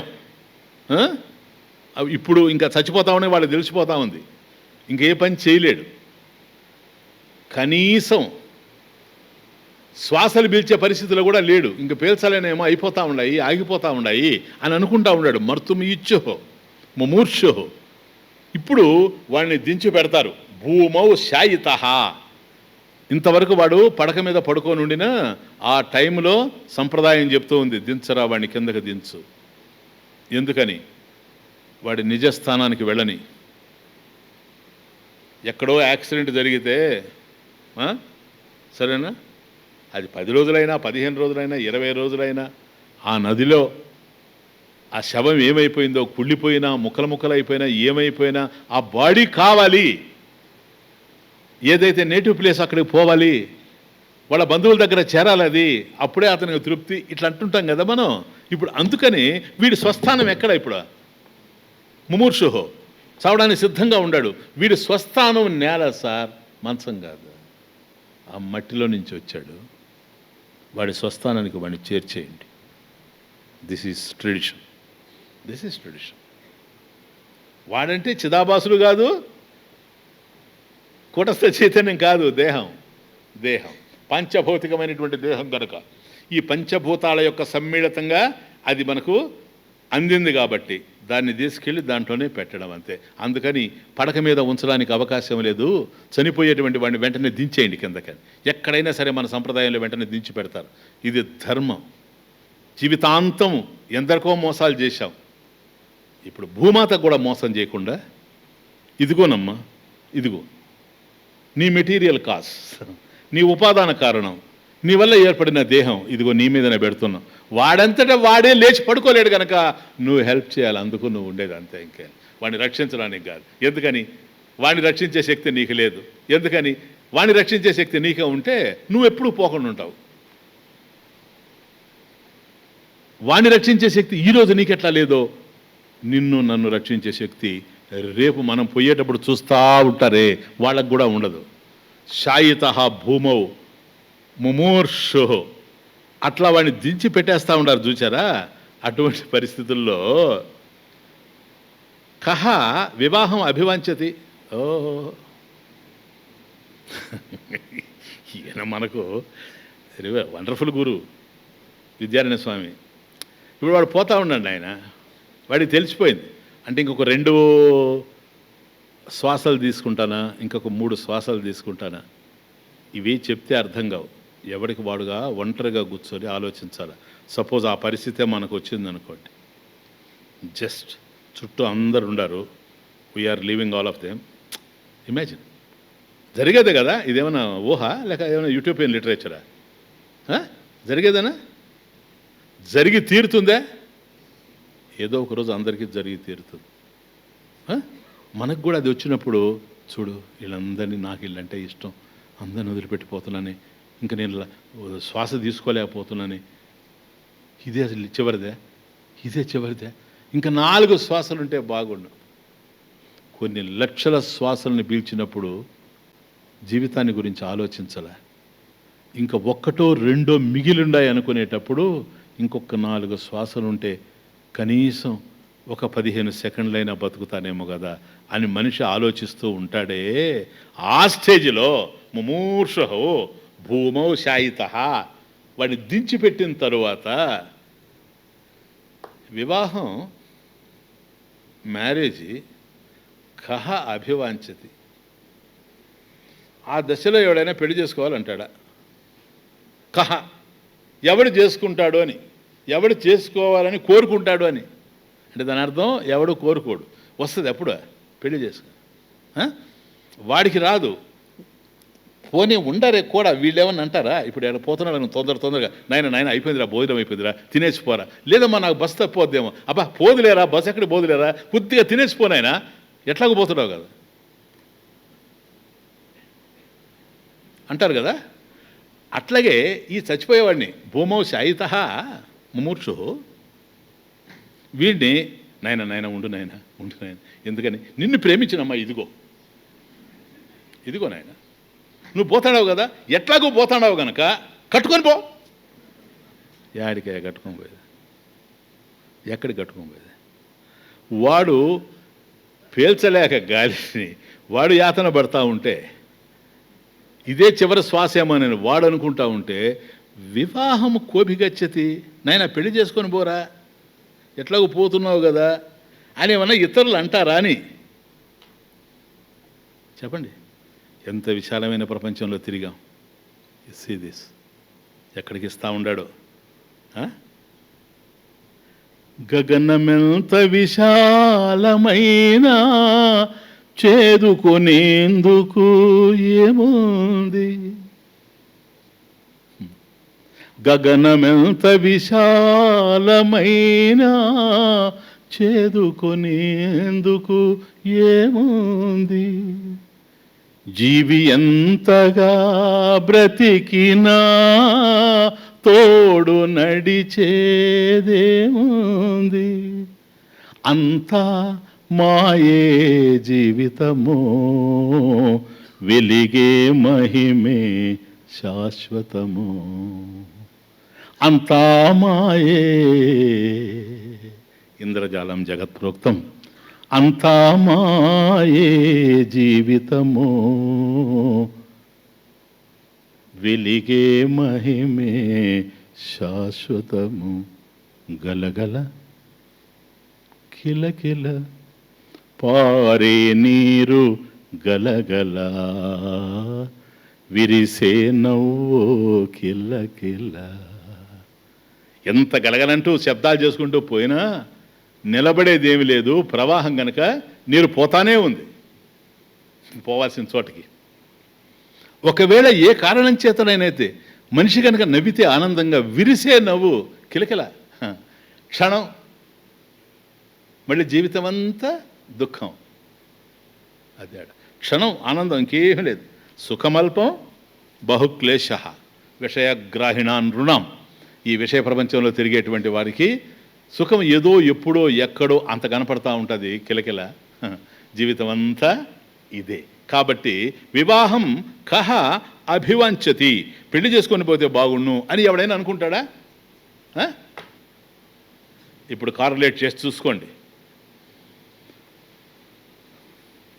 వివిచ్య కూటస్థాత్ వివిచ్య చిదాభాస నాశం నిశ్చిత్య, వాడు పోయేవాడైన నిశ్చయం అయిపోయిన తర్వాత పునః భోగం నవాంఛతి, ఇంకా ఈ ప్రపంచంలో ఏదో అనుభవించాలి అని అనిపించదు. ఎందుకని? భోక్త ఈజ్ యాబ్సెంట్. ఏడి భోక్త? చిదాభాసుడు ఏడివాడు? ఇప్పుడు ఇది ఆయన ఎగ్జాంపుల్ ఇచ్చాడు. మనం దీని అనేక కోణాల్లో నుంచి చూడాలి, డిఫరెంట్ యాంగిల్స్లో నుంచి చూడాలి. వివాహం కోపి వాంఛతి ఎవడయ్యా? భూమౌ శాయిత ముమూర్షు. కాబట్టి చావడానికి సిద్ధంగా ఉండేవాడు భూమి మీద పడేసిన తర్వాత వాడు పెళ్లి చేసుకుంటాడని అర్థం కదా. మీకు మాట చెప్తా, రేపు సాయంత్రం చనిపోతాడని ఇప్పుడు పెళ్లి చేసుకునేవాడు తెలిసిందనుకోండి, పోనీ వాడు చేసుకుంటాడా? వాడు చేసుకుంటాడా? నెక్స్ట్ చనిపోతాడని తెలిస్తే తెలియదు. అదే తమాషా. ఏది తెలియదు, నడుస్తూ ఉంటుంది, అన్నీ తెలిసినట్టుగా ఉంటాం. కాబట్టి వివాహం కోవి వాంఛతి. ఎవడు వివాహం చేసుకుంటాడు? చేయడు కదా. ఇప్పుడు చూడండి తమాషా, చిదాభాసుని యొక్క వాస్తవ స్వరూపం తెలిస్తే వీడు ఎవడైతే భోక్తగా ఉన్నాడో వీడు మాయాస్వరూపమే కానీ వాస్తవమైనటువంటి నేను కాదు, నేను కాని దానిని నేను అనుకుంటూ ఉన్నా, అందువల్ల ఈ దుఃఖాలన్నీ నాకు వస్తున్నాయి. ఒకవేళ నేను కానిది నాదే అని అనుకున్నా వాడు నశించిపోయేవాడే కానీ స్థిరంగా ఉండేవాడు కాదు. ఏది స్థిరమో ఏది శాశ్వతమో దాన్ని తెలుసుకోవాలి అని అభిప్రాయపడ్డాడు అనుకోండి, వాడు కూటస్థం వైపు వెళ్ళిపోతాడు. అది వివిచ్ఛ. జర ఎంత జరగాలనో నిరంతరం కొనసాగాల.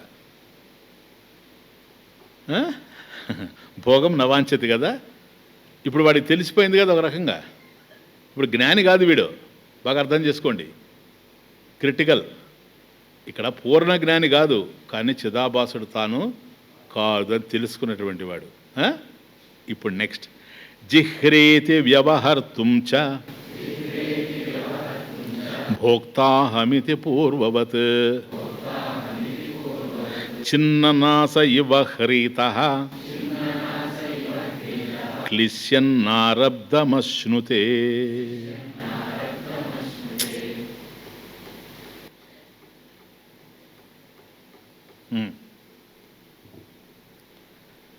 జిహ్రేతి వ్యవహర్తుంచ భోక్తాహమితి పూర్వవత్. చూడండి, వాడు ఇప్పుడు కాదని తెలిసిపోయింది కదా. పూర్వం ఏమనుకునేవాడు? నేను కర్త, నేను భోక్త అనుకునేవాడు. ఎవరండి అది చేసింది? నేను చేశానండి. ఎవడు చేస్తాడు ఇంకంతకన్నా? అహం కర్త అన్నాడు కదా. నాకు మించిన వాళ్ళు ఎవరండి? నేను ఎన్ని అనుభవించాను అనుకుంటారు? నా అనుభవం ఉంది, మీరెంత, నా ఆస్తి ఎంత, నా అనుభవం ఎంత, ఇవన్నీ మాట్లాడు కదా గతంలో. పూర్వవత్ ఈ విధంగా భోక్తాహం ఇది. ఇంక భోక్తాహం అన్నాడంటే కర్తాహం అన్నాడని అర్థం. ఎందుకని కర్త కాకపోతే భోక్త అయ్యేందుకు అవకాశం లేదు కనుక. భోక్తాహం ఇది, నేను భోక్తని అని పూర్వం మాట్లాడుతూ వచ్చాడు కదా. నేను కర్తని అని పూర్వం మాట్లాడుతూ వచ్చాడు కదా. పూర్వవత్ పూర్వం వలె అహం భోక్త ఇది, నేను భోక్తని అని వ్యవహర్తుం కేవలం చెప్పడానికి కూడాను ఇతరులకి, నేను ఈ పని చేశాను కర్తని, నేను ఇది అనుభవించాను భోక్తని అని చిదాభాసుని యొక్క లక్షణాన్ని వ్యవహారంలో చెప్పడానికి కూడాను జిహ్రేతి సిగ్గుపడుతూ ఉన్నాడు. వస్తా ఉంది చూసారా ట్రాన్స్ఫర్మేషన్. ఇదంతా ఇది మార్పు. వేదాంతం అర్థమవుతూ ఉంటే ఇది మార్పు. జిహ్రేతి అంటే సిగ్గుపడుతూ ఉన్నాడు, లజ్జపడుతూ ఉన్నాడట. ఎందుకని? నేను చైతన్యాన్ని కదా, నేను కూటస్థ చైతన్యాన్ని కదా, నేను ఇంతకాలం నేను అది చేశాను, ఇది చేశాను, అది అనుభవించాను, ఇది అనుభవించాను, నువ్వెంతో అయినా అనుభవం అంటాడు చూసారా. వాడికి నాలెడ్జ్ వచ్చిందంటే జిహ్రేతి దుఃఖపడతా ఉంటాడట. నువ్వెంతో నా ఆస్తి ఎంతో నీకు తెలుసు అంటాడు చూడు. నాది మమ. ఇప్పుడు అనుకుంటాడు ఏదిరా మమ, ఎవడిదది, అది నాది అని పలికినోడు ఎవడు? ఆ పలికినోడు చిదాభాసుడు కదా. వాడు నేనా? వాడు కనుక నేనైతే వాడు నశించిపోయేవాడు కదా. నాశం నిశ్చిత్య. నేను కూడా చచ్చేవాడు, నశించిపోయేవాడు నేనా? అయ్యయ్యో ఏమొచ్చిందిరా ఈ కర్మ నాకు అని గతంలో నేనే కదా ఈ మాట చెప్పింది. ఇప్పుడు వాళ్ళు కనపడితే గతంలో మాట్లాడి చూసారా, దాన్ని దృష్టిలో పెట్టుకొని జిహ్రేతి లజ్జపడతా ఉన్నాడట. అంటే ఏం జరుగుతూ ఉంది మేడం మైండ్లో? He is ashamed. ఎంత సిగ్గుపడతా ఉంటాడు చూడండి. He is ashamed of identifying himself with the చిదాభాస. చిదాభాసుడితో పోల్చుకోవడానికే వాడు సిగ్గుపడిపోతాడంట. చిదాభాసుడా, వాడా నేను కర్త భోక్త అనుకున్నాడే, వాడా నశించిపోయేవాడా? అది నేను కాదే. ఎందుకని? వాడు లేనప్పుడు కూడా నేను ఉన్నాను కదా సుషుప్తిలో. చూడండి ఎక్కడ పోతా ఉందో. నేను కర్త ఎక్కడ? ఇంక వీడు మనం చేసే వ్యాపారంలో మోసం చేస్తే ఎట్లా ఉంటుంది, ఇది ఎట్లా సంపాదిస్తే బాగుంటుంది, అది ఎట్లా వీడు ఆలోచిస్తాడు. ఇక వాడు ఆలోచించాలంటే చిదాభాసుడు అయితేనే. తాను చిదాభాసుడు కాదు అని తెలుసుకున్న తర్వాత జిహ్రేతి చాలా సిగ్గుపడిపోతూ ఉంటాడట. జిహ్రేతి వ్యవహర్తం చ భోక్తాహమితి పూర్వవత్. పూర్వంలాగా నేను భోక్త అని చెప్పాలంటేనే సిగ్గుపడుతున్నాడట. ఇంతకుముందు అడిగాం కదా, అయ్యా వాడు పునర్భోగం నవాంఛతే అంటే, స్వామీజీ ఏదన్నా ఒక దృష్టాంతం చెప్పండి, సరిగా అర్థం కాలేదని. అట్లాగే సిగ్గుపడతాడంటే మనవాళ్ళు అనుకుంటా, సిగ్గుపడతా అంటే ఎట్లా స్వామీజీ, హిహిహి అంటాడా, అంటాడా, అంటాడా, ఏమంటాడని. దృష్టాంతం ఏదైనా చెప్పండి సరిగ్గా మాకు బాగా అర్థమయ్యేటట్టు. అదిగో, చిన్న నాస ఇవ హరిత, ముక్కు కోసేస్తే ఏ విధంగా సిగ్గుపడతాడు. చిన్న నాసహ, చిన్న నరికేయడం అంటే కోయడం అని అర్థం. చిన్న నాస ఇవ, ఇవ వలే, చిన్న నాస ఇవ. ఇప్పుడు ముక్కు కోసేశారనుకోండి, శూర్పణఖ కేసు. చిన్న నాస ఇవ హరిత, సిగ్గుపడతా ఉంటాడు, లజ్జపడతా ఉంటాడు. క్లిశ్యన్, దుఃఖపడుతూ ఉంటాడు. క్లిశ్యన్, సిగ్గుపడుతూ దుఃఖపడుతూ. ఆరబ్ధమశ్నుతే, ఆరబ్ధం అశ్నుతే అంటే ప్రారబ్ధం భుంక్తే, అనుభూయతే. చూసారా, చిన్న నాసాయివ అంటే పూర్వపు రోజుల్లో చెయ్యకూడనటువంటి నేరాలు చేసినటువంటి వాళ్ళని ముక్కు కోసేవాళ్ళు అనుకోండి. ఆచారాలు ఇప్పుడు మనకు అనవసరం అవన్నీ, ఏదో అప్పట్లో ఆ కాల పరిస్థితులను బట్టి. కాబట్టి ఎప్పుడైతే వాడికి ముక్కు కోసారో, వాడు ఎక్కడ కనపడ్డా వీడు చెయ్యకూడనటువంటి నేరం చేసిన వాడు అని జనానికి తెలుస్తుంది కదా. ఎందుకని ముక్కే డైరెక్ట్గా చెప్తా ఉంది కదా. కాబట్టి అది చూడగానే వీడు ఎక్కడో చేయకూడనటువంటి బ్లండర్ ఏదో చేశాడు, పెద్ద సిన్ కమిట్ చేశాడు అని ఎదుటివాడికి అర్థమవుతుంటుంది కదా. అందుకని వాళ్ళు చూచినప్పుడు సిగ్గుపడతా ఉంటాడు. దీనివల్ల చిన్న నాస ఇవ, ముక్కు కోసేసిన తర్వాత తప్పు చేసిన వాడికి ఇవ వలే హరిత, వాడు ఎట్లాగైతే లచ్చపడతా ఉంటాడో, సిగ్గుపడతా ఉంటాడో, సిగ్గే కాదు క్లిశ్యన్, దుఃఖపడుతూ కూడా ఉంటాడు. ఈ పరిస్థితిని అనుభవించాల్సి వచ్చింది కదా అని. అలాగే ఆరబ్ధం అశ్నుతే.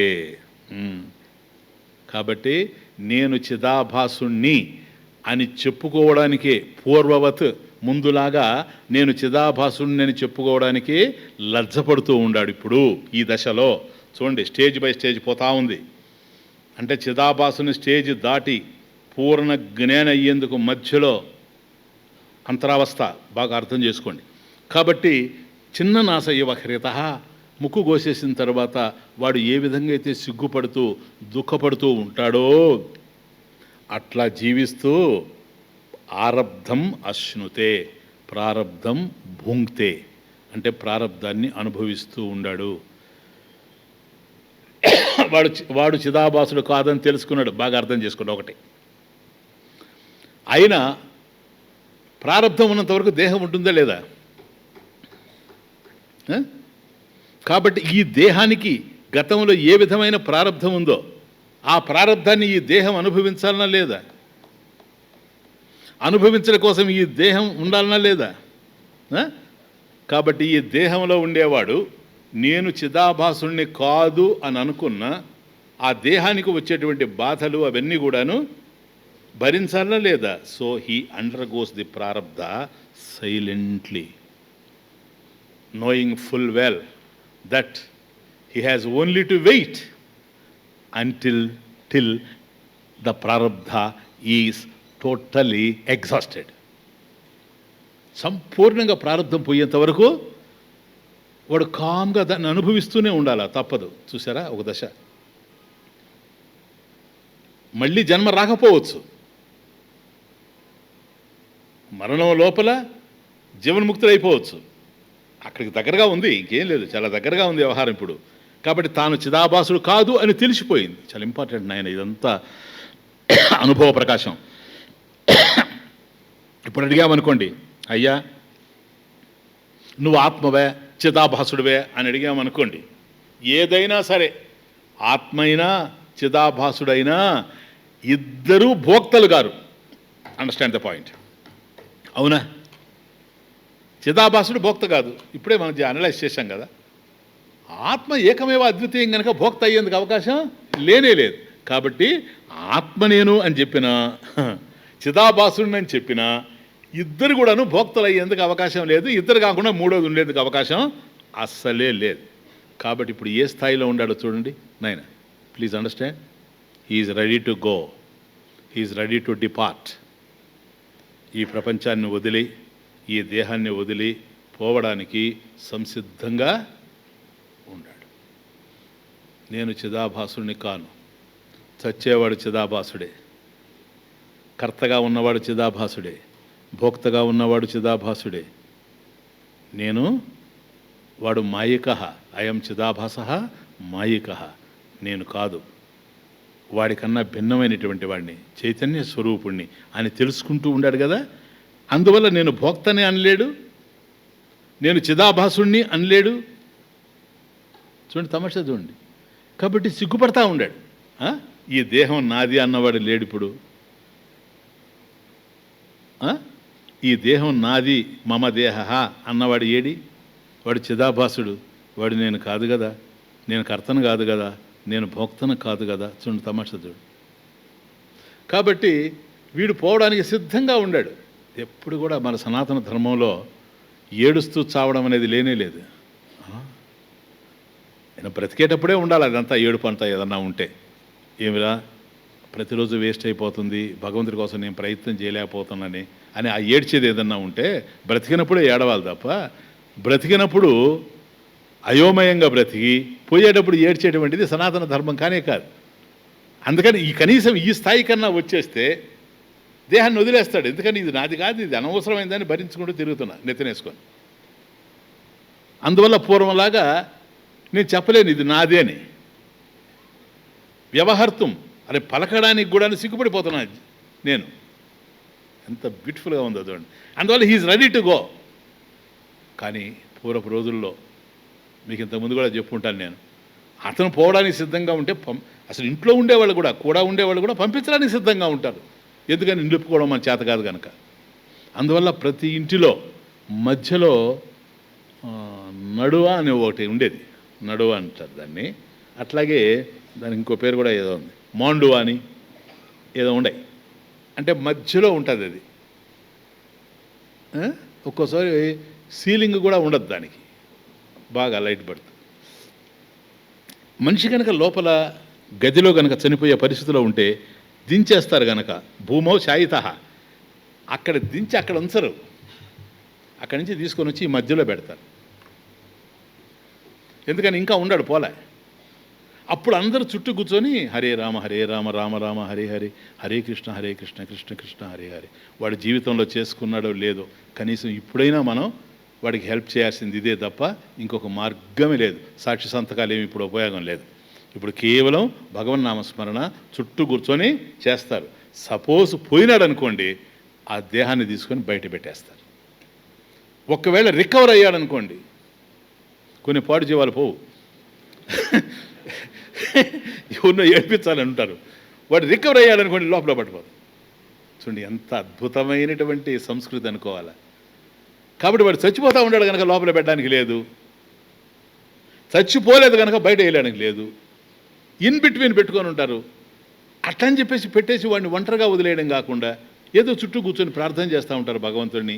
మిగిలేడా మనకు లోపల తీసుకెళ్తారు, లేదంటే బయట తీసుకెళ్ళి పడేస్తారు. ఇది కాబట్టి ప్రయాణ సమయే, ప్రాణం పోయేటప్పుడు ఉన్నవాళ్ళు ప్రిపేర్ చేస్తూ ఉంటారు వాడిని, వాడు కూడాను సిద్ధపడిపోతాడు ఈ స్థాయికి గనక వస్తే. కాబట్టి ఎక్కడ కూడాను నేను ఈ దేహాన్ని వదిలి కూటస్థాత్మగా నేను వెలిగిపోవాలా అనే భావన ఉంటుందే కానీ మరి ఏదో అనుభవించాలి, వివాహం కోవివాచ్యత అన్నాడు కదా, అట్లాగే అనుభవించాలనేది ఉండదు. కారణం ఏంటి? అసలు లేదు, భోగాసక్తే లేదు. భోగం భోక్తకు సంబంధించింది, భోక్త చిదాభాసుడే అనేటువంటిది పూర్ణ నిశ్చయం. కలల మూటలన్నీ కారిపోయాయి, ఆశల దీపాలు ఆరిపోయాయి.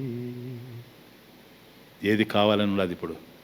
కలల మూటలన్నీ కారిపోయాయి, ఆశల దీపాలు ఆరిపోయాయి. జాగ్రత్త అవస్థలో ఆశలు, అట్లాగే కలలు, అక్కడ కూడా ఉంటాయి ఆశలు. అవన్నీ పోయినాయి ఇప్పుడు. ఆ ఆశలు గీశలు ఏమీ లేవు. కనికరించు స్వామి కదలిపోయే వేళ, కనికరించు స్వామి కదిలిపోయే వేళ, కలిసిపోతాను నీలో కలవరమే లేక.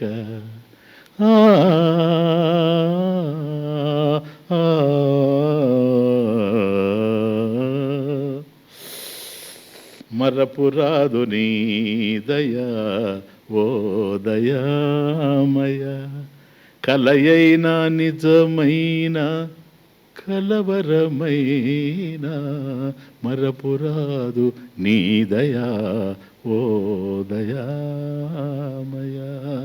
కాబట్టి సిద్ధపడిపోయి ఉన్నాడు. ఇక ఆ దశలో దేని మీదకి కదిలే అవకాశం లేదు.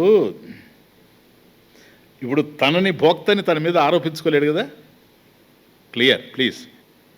తను భోక్త కాదు కదా, తన మీద ఆరోపించుకోలేడు కదా నేను భోక్తని. ఇప్పుడు ఈ దశలో ఆత్మ మీద ఆరోపిస్తాడా? కూటస్థ ఆత్మ మీద. యదా స్వస్యాపి భోక్తృత్వం మంతుం జిహ్రేత్యయం తదా సాక్షిణ్యారోపయేదేతత్ ఇతి కైవ కథా వృధా. ఫినిష్. యదా ఎప్పుడైతే, యదా స్వస్యాపి స్వస్య చిదాభాసస్య, యదా స్వస్యాపి భోక్తృత్వం, చిదాభాసస్య భోక్తృత్వం. కాబట్టి ఇంతవరకు చిదాభాసుడు నేను భోక్త అంటున్నాడు కదా, భోక్త అన్నాడంటే భోక్తృత్వం ఉందని అర్థం. కాబట్టి చిదాభాసుని యొక్క భోక్తృత్వం ఎప్పుడైతే మంతుం, మంతుం తలచడానికి కూడాను, మనసులో భావించడానికి కూడాను, అనుకోవడానికి కూడాను, అది ఆడ ఇంకేం లేదు. ఏమని? నేను భోక్తని అనేటువంటి దాన్ని అనుకోవడానికి కూడా మంతుం జిహిరేతి, సిగ్గుపడుతూ ఉండేటప్పుడు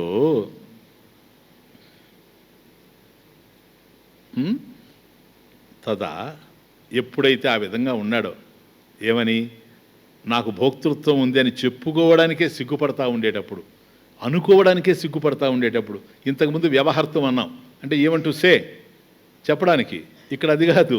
మంతుం, కనీసం మనసులో ఆ భావన రావడానికి కూడా సిగ్గుపడిపోతాడట. నేను చిదాభాసుణ్ణిని, వెరీ డీప్, కనీసం ఆ భావన కూడా కదలను. అట్లా ఉండేటువంటి వాడు ఎప్పుడైతే ఆ విధంగా సిగ్గుపడతా ఉండాడో, తనకు భోక్తృత్వం ఉంది అనేది భావన చేయడానికి కూడా సిగ్గుపడుతూ ఉండేటప్పుడు, తదా అప్పుడు అయం ఈ విధంగా ఇది సాక్షిని ఆరోపయేత్, ఏతత్ దీనిని తన మీద ఆరోపించుకోవడానికే సిగ్గుపడతా ఉండేటువంటి దశలో, ఏతత్ దీనిని సాక్షిని ఆరోపయేత్, సాక్షి అయినటువంటి కూటస్థ చైతన్యమునందు ఆరోపించడం అనేటువంటిది సాక్షిని ఆరోపయేత్ ఏతత్. కాబట్టి తనలో ఆరోపించుకోవడానికే కష్టపడుతూ సిగ్గుపడుతూ ఉండేటువంటి దశలో దీనిని సాక్షి యందు, అసంగాత్మైనటువంటి సాక్షి యందు ఇది క ఏవ వృధా కథ, అది కా కథ. తమాష చూడండి, అది అన్వయం. కా కథ, ఏం మాట అది, ఏం వచనం అది, ఏం స్టోరీ అది, నువ్వు మాట్లాడే స్టోరీ. కా కథ. వాడి విషయంలోనే వాడు అన్వయించుకోలేకపోతా ఉంటే తా భోక్తృత్వాన్ని, నేను భోక్త అనుకోవడానికి వాడి విషయంలోనే వాడు జంకిపోతూ ఉంటే, కూటస్థాత్మ ఎందు సాక్షిని ఆరోపించడం అనేది ఏం మాట అది? ఒకవేళ మాట అంటావా, వృధా, అది వృధా మాట సార్, వేస్ట్ టాక్. కాబట్టి అర్ధరహితమైనటువంటి ప్రసంగం అది. కనుక భోక్తృత్వం అనేది దేహం నేను అనుకున్నప్పుడే కర్తృత్వం ఉంటుంది కనుక భోక్తృత్వమే. కాబట్టి కర్తృత్వ భోక్తృత్వాదులు దేహ మనోబుద్ధులు నేనే అని భావించినంత వరకే.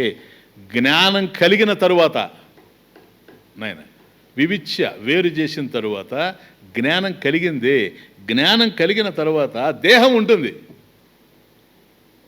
రమణ మహర్షి లేదా జ్ఞానం కలిగిన తర్వాత దేహం ఉంటుంది. ఎందుకని? దేహం ఉండడానికి జ్ఞానం కలగడానికి సంబంధం లేదు. దేహం ప్రారంధవశాత్తు ఉంది కనుక ప్రారంధం ఎంతకాలం అయితే ఉంటుందో అంతకాలం ఈ దేహం ఉంటుంది. కానీ ప్రారంధం మాత్రం దేహానికి సంబంధించిందే కానీ ఆత్మకు సంబంధించింది కాదు. అంతే, దట్స్ ద పాయింట్. అందువల్ల అసంగోహ్యయం పురుష. కాబట్టి కూటస్థ ఆత్మ అసంగం, దేనికి అంటదు. కాబట్టి దానికి దేహంతో తాదాత్మ్యం చెందాలంటే, అయం దేహ అనే భావన రావాలి అంటే ఆత్మ పుట్టిందై ఉండాలి.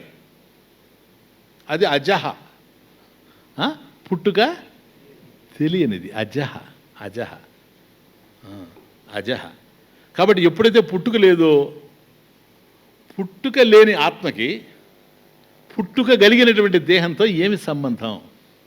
నిద్ర నుంచి మేలుకున్న తరువాత ఆ మేలుకున్న వాడికి స్వప్న ప్రపంచంలో ఉండేటువంటి వస్తువులతో ఏమి సంబంధం? క్లియర్ ఉందా? సంబంధం ఏమైనా ఉందా? కాబట్టి స్వప్నంలో నువ్వు ఒక పెద్ద ఏదో ఒక మంత్రిలాగా వచ్చిందనుకోండి. ఇప్పుడు మేలుకున్న తర్వాత పోయి మంత్రి స్థానంలో నువ్వు కూర్చొని ఇస్తారా? నీకేమైనా సంబంధం అది ఏదన్నా? సేమ్ ఇది కూడా. కాబట్టి లేదు స్వామీజీ, అయినా కూడా సంబంధం ఉంది. ఉండే అవకాశం లేదు. మేలుకున్న తర్వాత కళతో ఏ విధమైనటువంటి సంబంధం నీకు ఉండదో అట్లాగే నువ్వే కూటస్థాత్మవి, చిదాభాసుడు కావు, భోక్తవు కావు అని తెలుసుకున్న తరువాత నీకు దీంతో సంబంధం ఉండేందుకు అవకాశమే లేదు. నీకే లేనప్పుడు సాక్షికి ఎలా ఉంటుంది? ఉంటుందని కనుక అన్నావా ప్రశ్నల మీద ప్రశ్నలు పడతాయి. శంకర ఓ చోట అధ్యస్తస్య కుతః సత్వం అసత్వస్య కుతజ్జనీ.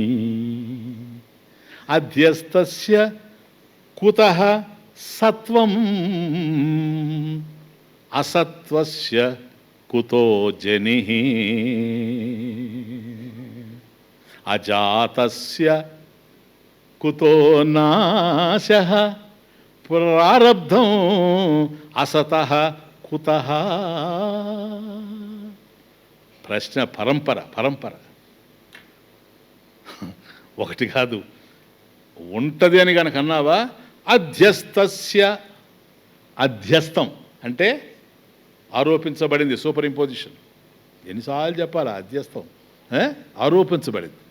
అధ్యస్థస్య ఏదైతే ఆరోపించబడిందో దానికి అధ్యస్థస్య కుతః సత్వం ఉనికి, ఉండడం అనేటువంటిది, existence. Where is the existence? Permanent existence. Where is the permanent existence for that which is superimposed? ఏదైతే ఆరోపించబడిందో దానికి ఉనికి ఎక్కడుంది? Shankara only questions. రజ్జునందు పాము ఆరోపించబడింది, పాముకు ఏదయ్యా ఉనికి? సత్వం ఏది? ఎగ్జిస్టెన్స్ ఎక్కడ దానికి? ఎందుకని? ఆరోపించబడింది కనుక. అధ్యస్తస్య కుతో సత్వం కుతః సత్వం కుతః అసత్వస్య కుతో జనిః. ఎప్పుడైతే దానికి ఎగ్జిస్టెన్స్ లేదో, ఉనికే లేదో, ఉనికి లేనిది ఎట్లా పుట్టింది? ఉనికి లేనిది ఎట్లా పుట్టింది? దానికి ఉనికే లేదు, పుట్టడం ఏంది? అధ్యస్థస్య కుతో సత్వం అసత్వస్య కుతో జనిః అజాతస్య. పుట్టికే లేని దానికి కుతః నాశః. పుట్టింది వస్తుంది కానీ అజాతస్య, పుట్టికే లేని దానికి చనిపోవడం అనేటువంటిది ఏంటి?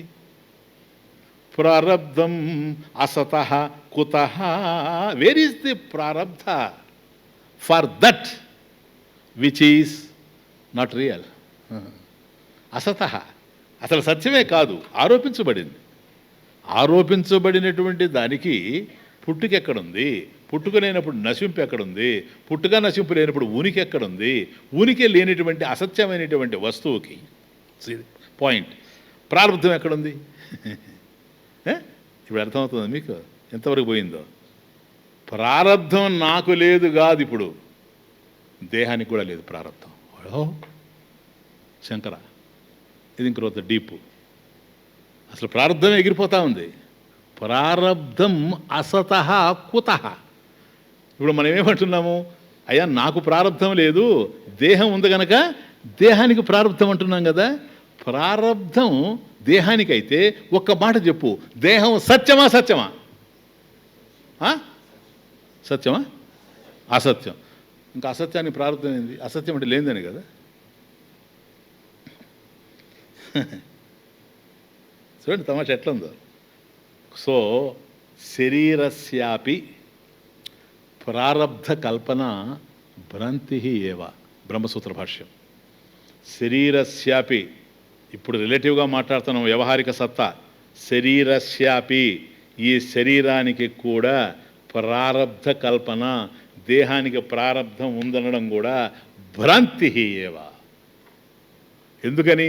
ఈ జగత్తు ఏదైతే మాయారూపంగా ఉందో, ఈ జగత్తులోనే దేహం తెలుస్తూ ఉంది, ఈ దేహంలోనే ప్రారబ్ధం తెలుస్తూ ఉంది కనుక జగత్తు మాయ అయినప్పుడు జగత్తులో ఉండే దేహము మాయ, దేహమే మాయ అయినప్పుడు దాని ప్రారబ్ధం కూడా మాయ, కేవలం కల్పించబడింది.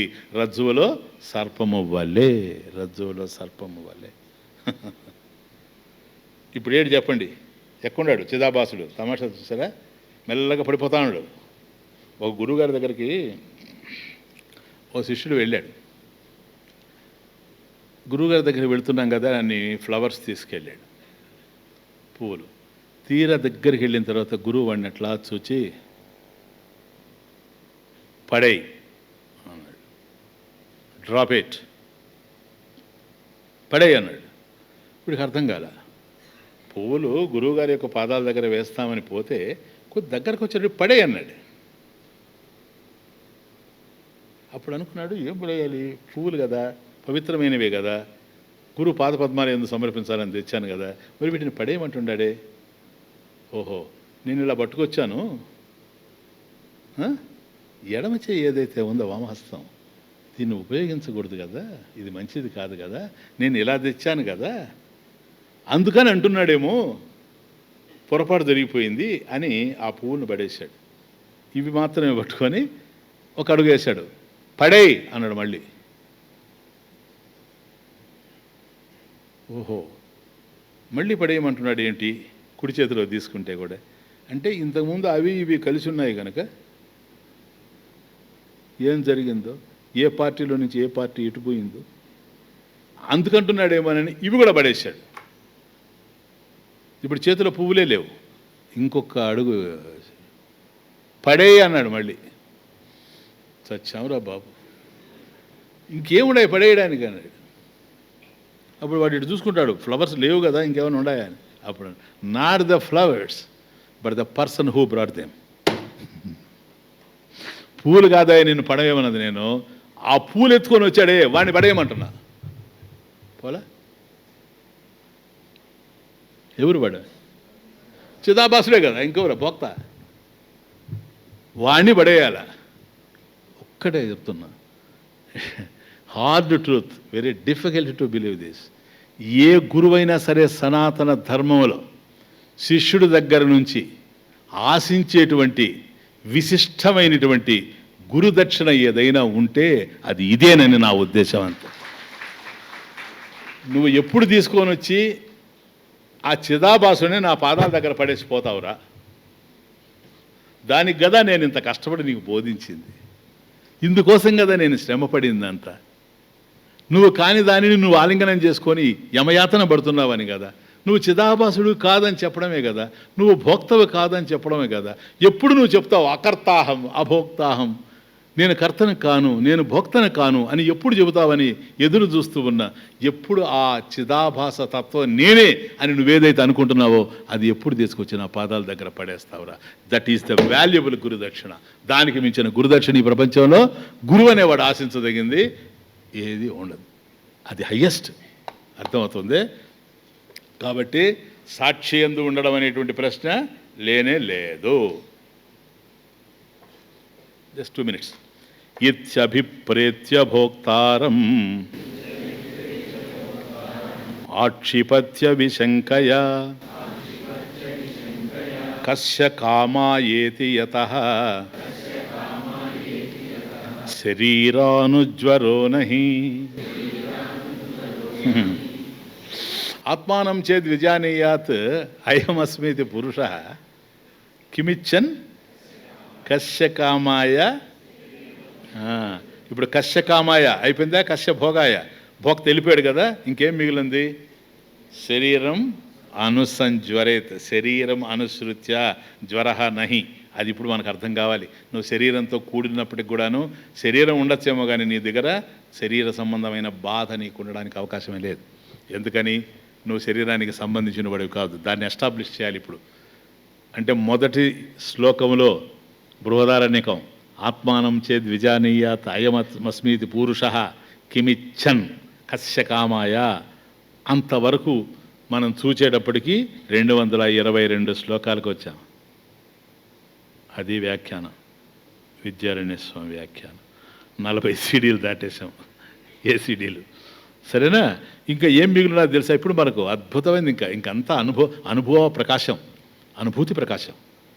ఇక మిగిలింది ఒకటే, శరీరం అనుసంజ్వరేత్ కదా, శరీరానుజ్వర నహి. కాబట్టి శరీర తాపాలు ఎక్కడి నుంచి వస్తాయి? Just listen. ఇత్యభిప్రేత్య, ఏంటి అభిప్రేత్య? కూటస్థ చిదాభాసులు ఇరువురు కూడా భోక్తలు గారు అని తెలుసుకున్న తరువాత ఇది అభిప్రేత్య,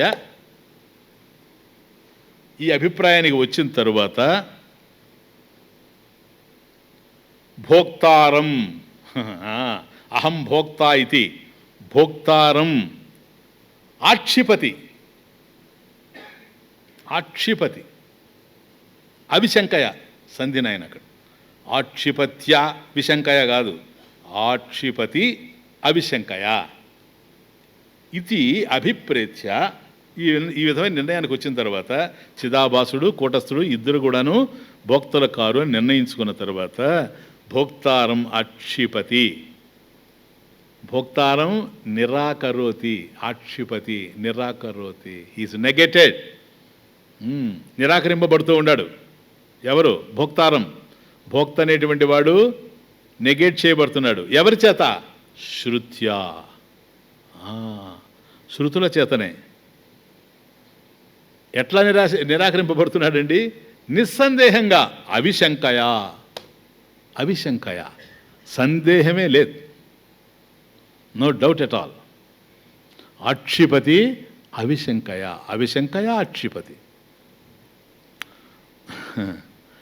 తతః, కాబట్టి కస్య కామాయ ఇది, కస్య కామాయ ఎవరి కోసం ఇప్పుడంతా భోక్త ఉండాలా? అసలు కోరికలు గలవాడు ఉంటే కదా నాయన, కోరిక గలవాడు ఉంటే కోరడం అనేది ఉంటుంది, కోరిన దాన్ని పొందడం అనేది ఉంటుంది. కస్య కామాయ ఇప్పుడు అర్థమైపోయింది కదా. అందుకని ఇది అభిప్రేత్య, కూటస్థుడు భోక్త కాదు, చిదాభాసుడు భోక్త కాదు, ఇది అభిప్రేత్య. ఈ నిర్ణయానికి వచ్చేసిన తరువాత భోక్తారం ఆక్షిపతి, అసలు భోక్త అనేటువంటి వాడే లేడు, నిరాకరింపబడుతూ ఉన్నాడు. సార్ ఇక్కడ ఎవరి చేత? శృత్యా, ప్రమాణం, శృతి ప్రమాణం చేత నిరాకరింపబడుతూ ఉన్నాడు, సందేహం లేకుండా. అది అవిశంకయ, అవిశంకయ నిస్సందేహంగా. కస్యకామాయ ఇది, కస్యకామాయ ఇది ఎవరి కోసం? భోగం. ఎవరి కోసమన్నా కానీ ఆ ఎవడో లేడు. ఉంటే ఇద్దరే ఉండాలా, చిదాభాసులన్నా ఉండాలా, కూటస్థులన్నా ఉండాలా, ఇద్దరు కారు. అదే కదా అభిప్రేత్య. కనుక కస్యకామాయ ఇది, కోరికలు గలవాడే లేడు కదా. అటువంటప్పుడు ఎవరి కొరకు? శరీర అనుజ్వర. ఈ శరీర తాపం అంతా దేనికోసం? శరీర తాపం అన్నప్పుడే మనస్సులో కూడా తాపం, మనసులో తాపం ఉంటేనే శరీరానికి వస్తుంది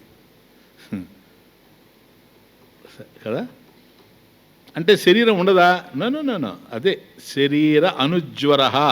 శరీరం అనుసృత్య, మన దేహంతోనే ఉంటాడు వాడు, కానీ జ్వర నహి, జ్వర నహి. జ్వర అంటే బాధ, దుఃఖము.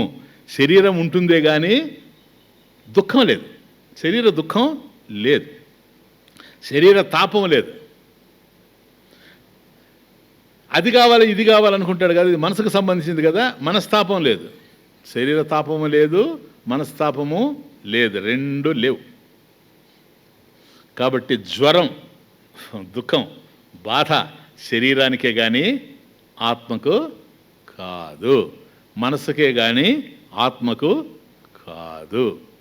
ఈ మనసు శరీరము ఇవన్నీ కూడాను చిదాభాసుడు నేను అనుకున్నప్పుడే ఉన్నవి. చిదాభాసుడు ఎప్పుడైతే అక్షిపతి నిరాకరింపబడ్డాడో ఇవేవి కూడా నేను అయ్యేందుకు అవకాశమే లేదు. కనుక రోగి లేడు.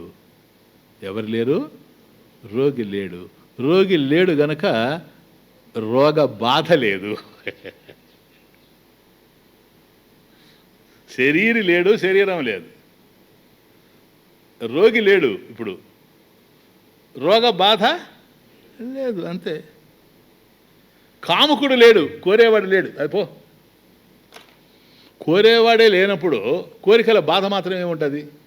కాముకుడు లేడు, కామ బాధ లేదు, రోగి లేడు, రోగము లేదు, అయిపోయింది, ఇంకేమీ లేదు. ఓకేనా? ఆపేయచ్చు కదా. ఒక డౌట్ వస్తుంది ఇక్కడ మీకు. స్వామీజీ చెప్పు. చాలా లాజికల్గా ఉంది ఈరోజు, అర్థమయ్యేదే కష్టంగా ఉంది, కానీ అర్థం చేసుకుంటే మాత్రం భలే ఉంటుంది అని మాత్రం అనిపిస్తూ ఉంది. సరే, అయితే ఏంటి ఇప్పుడు? మరి చిదాభాసులే లేకపోతే మళ్ళీ వచ్చావేంటి? అదే వేదాంతం అంటే. స్వామి చిదాభాసులే లేడు కదా ఇప్పుడు, కోరిక గలవాడే లేడు కదా, మోక్షాన్ని పొందేది ఎట్లా? మోక్షం కూడా వాంచ కదా.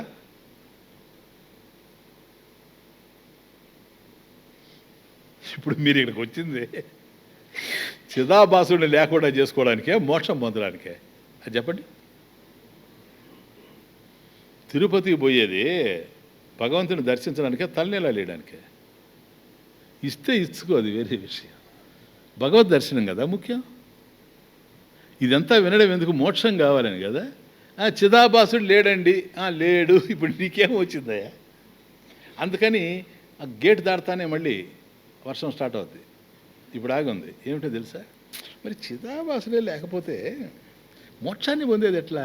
భక్తి ఉండాలి కదా, భక్తి కదా మోక్షాన్ని పొందేది. మోక్షాన్ని పొందేది ఎట్లా స్వామీజీ? మోక్షాన్ని పొందేది లేదు. మోక్షాన్ని పొందేది లేదయ్యా.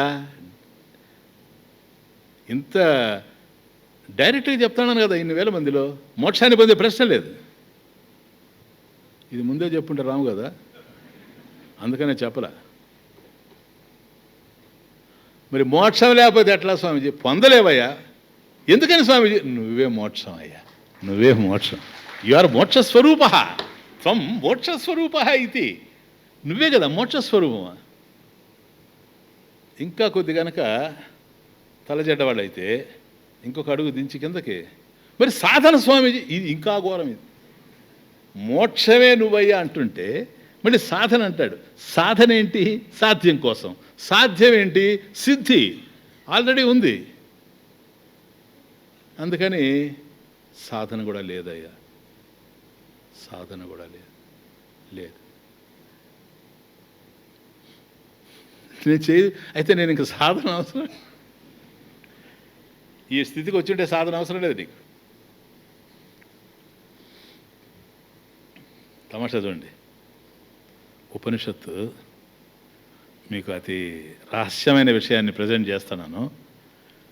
కొద్ది జీర్ణం కాకపోయినా కొద్ది జాగ్రత్తగా అర్థం చేసుకోవడానికి ప్రయత్నం చేయండి, జ్ఞాపకం వస్తూ ఉంది.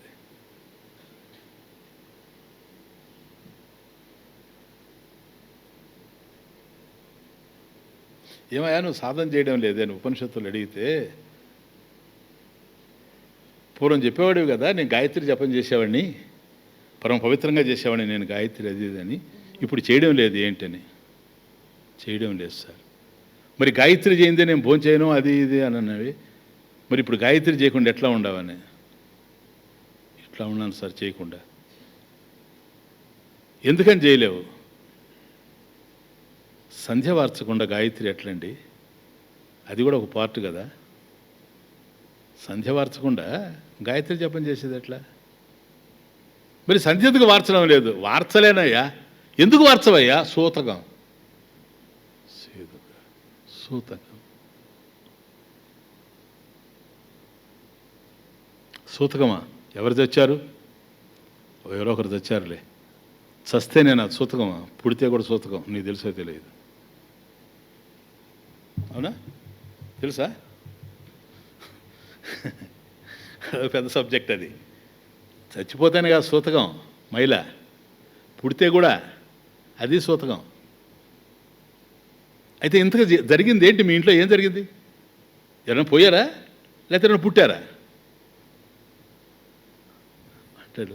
నేను ఎందుకు గాయత్రి జపం చేయలేనంటే సంధ్య వార్చలేను, గాయత్రి జపం చేయలేను, పరమ పవిత్రమైనవి. కారణం సూతకం ఉంది. సూతకం ఏంటి అంటే సూతక ద్వయం. ఒక సూతకం కాదు సార్, 2. ఇంకేం చేయమంటావు నన్ను సాధన అన్నాడు. మృతా మోహమయీ మాతా జాతో బోధమయ సుతః సూతకద్వయం సంప్రాప్తో కథం సంధ్యాముపాస్మహే కథం సంధ్యాముపాస్మహే. 2 ఒకే రోజు జరిగిపోయినాయి. 2 సూతకాలు వచ్చి కూర్చున్నాయి నాకు. ఏం చేసేది సాధన? ఏం జరిగింది? మా అమ్మ తెచ్చింది, కొడుకు పుట్టాడు.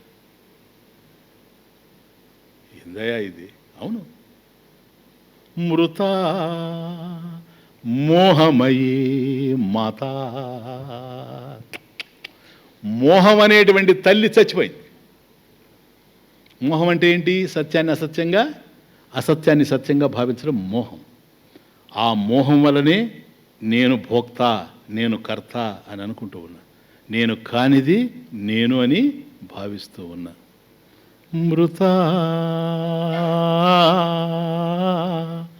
మోహమయీ మాత. ఈ మోహ రూపమైనటువంటి నా తల్లి చచ్చిపోయింది, అందుకని సూతకం వచ్చింది. అంటే కంప్లీట్గా అజ్ఞానం నశించిపోయింది. సూతకం క్లియర్. జాతో బోధమయ సుతః. జాతః బోధమయ జ్ఞానమయ సుతః. జ్ఞానం అనే బిడ్డ పుట్టాడయ్యా నాకు ఈరోజు. మోహం అనే తల్లి చచ్చిపోయింది, జ్ఞానం అనే బిడ్డ పుట్టడం జరిగింది. చావు పుట్టుకలు 2 ఒకే రోజు జరిగిపోయినాయి. సూతకద్వయ సంప్రాప్తో. 2 సూతకాలు ఒకేసారి సంప్రాప్తించాయి. కథం సంధ్యాముపాస్మహే కథం సంధ్యాం ఉపాస్మహే. నేను ఎట్లా సంధ్య వార్చేది, ఎట్లా గాయత్రి జపం చేసేది? ఏంటిదని అర్థం? ఇంకా ఆ స్టేజ్ పోయింది. గాయత్రి జపం దేనికి చేయాలి? సాధన దేనికి చేయాలి? పొందవలసింది ఉంటే చివరికి వచ్చేటప్పుడు చెప్తాడు అది. నేను కృతకృత్యుణ్ణి, ధన్యోహం. ప్రాప్తించవలసిందంతా ప్రాప్తించేసింది. ఇంకా నేను చేయవలసిందంటూ ఏది లేదు, అయిపోయింది. ఇదే వెలుగు. సరేనా? ఇది ఎవరైతే తెలుసుకుంటారో ప్లీజ్, వాళ్ళకి సాధన లేదు, వాళ్ళే మోక్ష స్వరూపం అని అర్థమైపోతూ ఉంది. ఈ బాధలన్నీ దేహానికి సంబంధించినవి, మనసుకు సంబంధించింది. కస్య కామాయ ఇది. నింగి నేలను కలిపేది వెలుగు, నింగి నేలను కలిపేది వెలుగు, ఆ వెలుగులోనే అందరి పరుగు.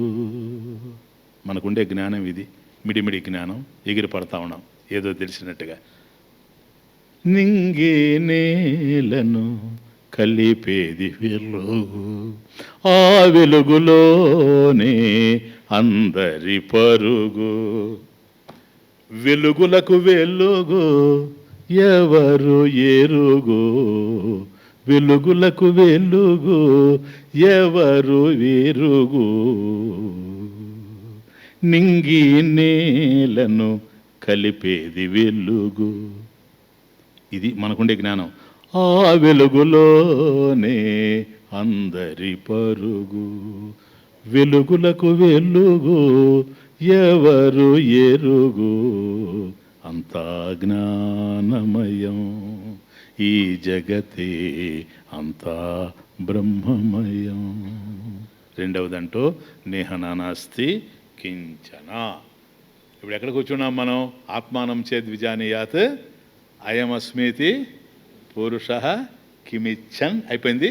కస్య కామాయ అయిపోయింది. శరీరం అనుజరస్యత్ కదా, అంటే శరీరం అనుసృత్య జ్వర నహి. అది ఆడ శరీరంతో కలిసి ఉన్నప్పుడు కూడాను శరీర బాధలు తనకు లేవు. ఎందుకని? తానే కూటస్థ చైతన్యం అనేటువంటి జ్ఞానం కలిగి ఉండటం చేత. ఎప్పుడైతే ఈ శరీర జ్వరం లేదు అని అన్నాడో శరీరాన్ని ఇంట్రడ్యూస్ చేస్తూ ఉన్నాడు. కాబట్టి ఈ శరీరత్రయం స్థూలం సూక్ష్మం కారణం త్రివిధం స్మృతం అవశ్యం త్రివిధ అస్యైవ తత్ర తత్రోచితో జ్వర. ఇప్పుడు అది కూడా తీసేయాలి. కాబట్టి దేహం ఉన్నప్పుడు కూడా నేను దేహం కాదనేటువంటి స్థాయి. ఇప్పుడు మనం కొన్ని వింటూ ఉంటే ఆనందపడదాం. ఇప్పుడు మన జీవితంలోకి వస్తాయి ఇవన్నీ. ఎందుకురా ఏడుస్తున్నారు? భగవాన్ పోతాడు. ఎక్కడికి పోతాడు, ఎలా పోతాడు రా అని రమణ మహర్షి అన్నాడు అన్నప్పుడు ఆశ్చర్యపడిపోయేవాళ్ళం కదా. ఇప్పుడు ఆ స్థితి వస్తుంది. కాకపోతే దాన్ని నిలబెట్టుకోవాలి అంతే. కాబట్టి ఇంక లాస్ట్లో శరీరం అనుజ్వరస్సే అది ఒక్కటే మిగిలింది కనుక దాన్ని 223వ శ్లోకం దగ్గర నుంచి స్టార్ట్ చేస్తూ ఉన్నారు. ఇక్కడి నుంచి అంతా అనుభూతి ప్రకాశమే. ఓం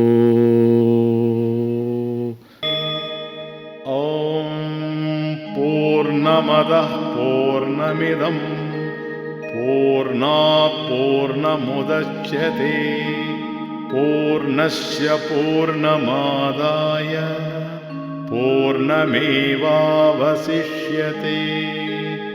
ఓం శాంతి శాంతి శాంతి.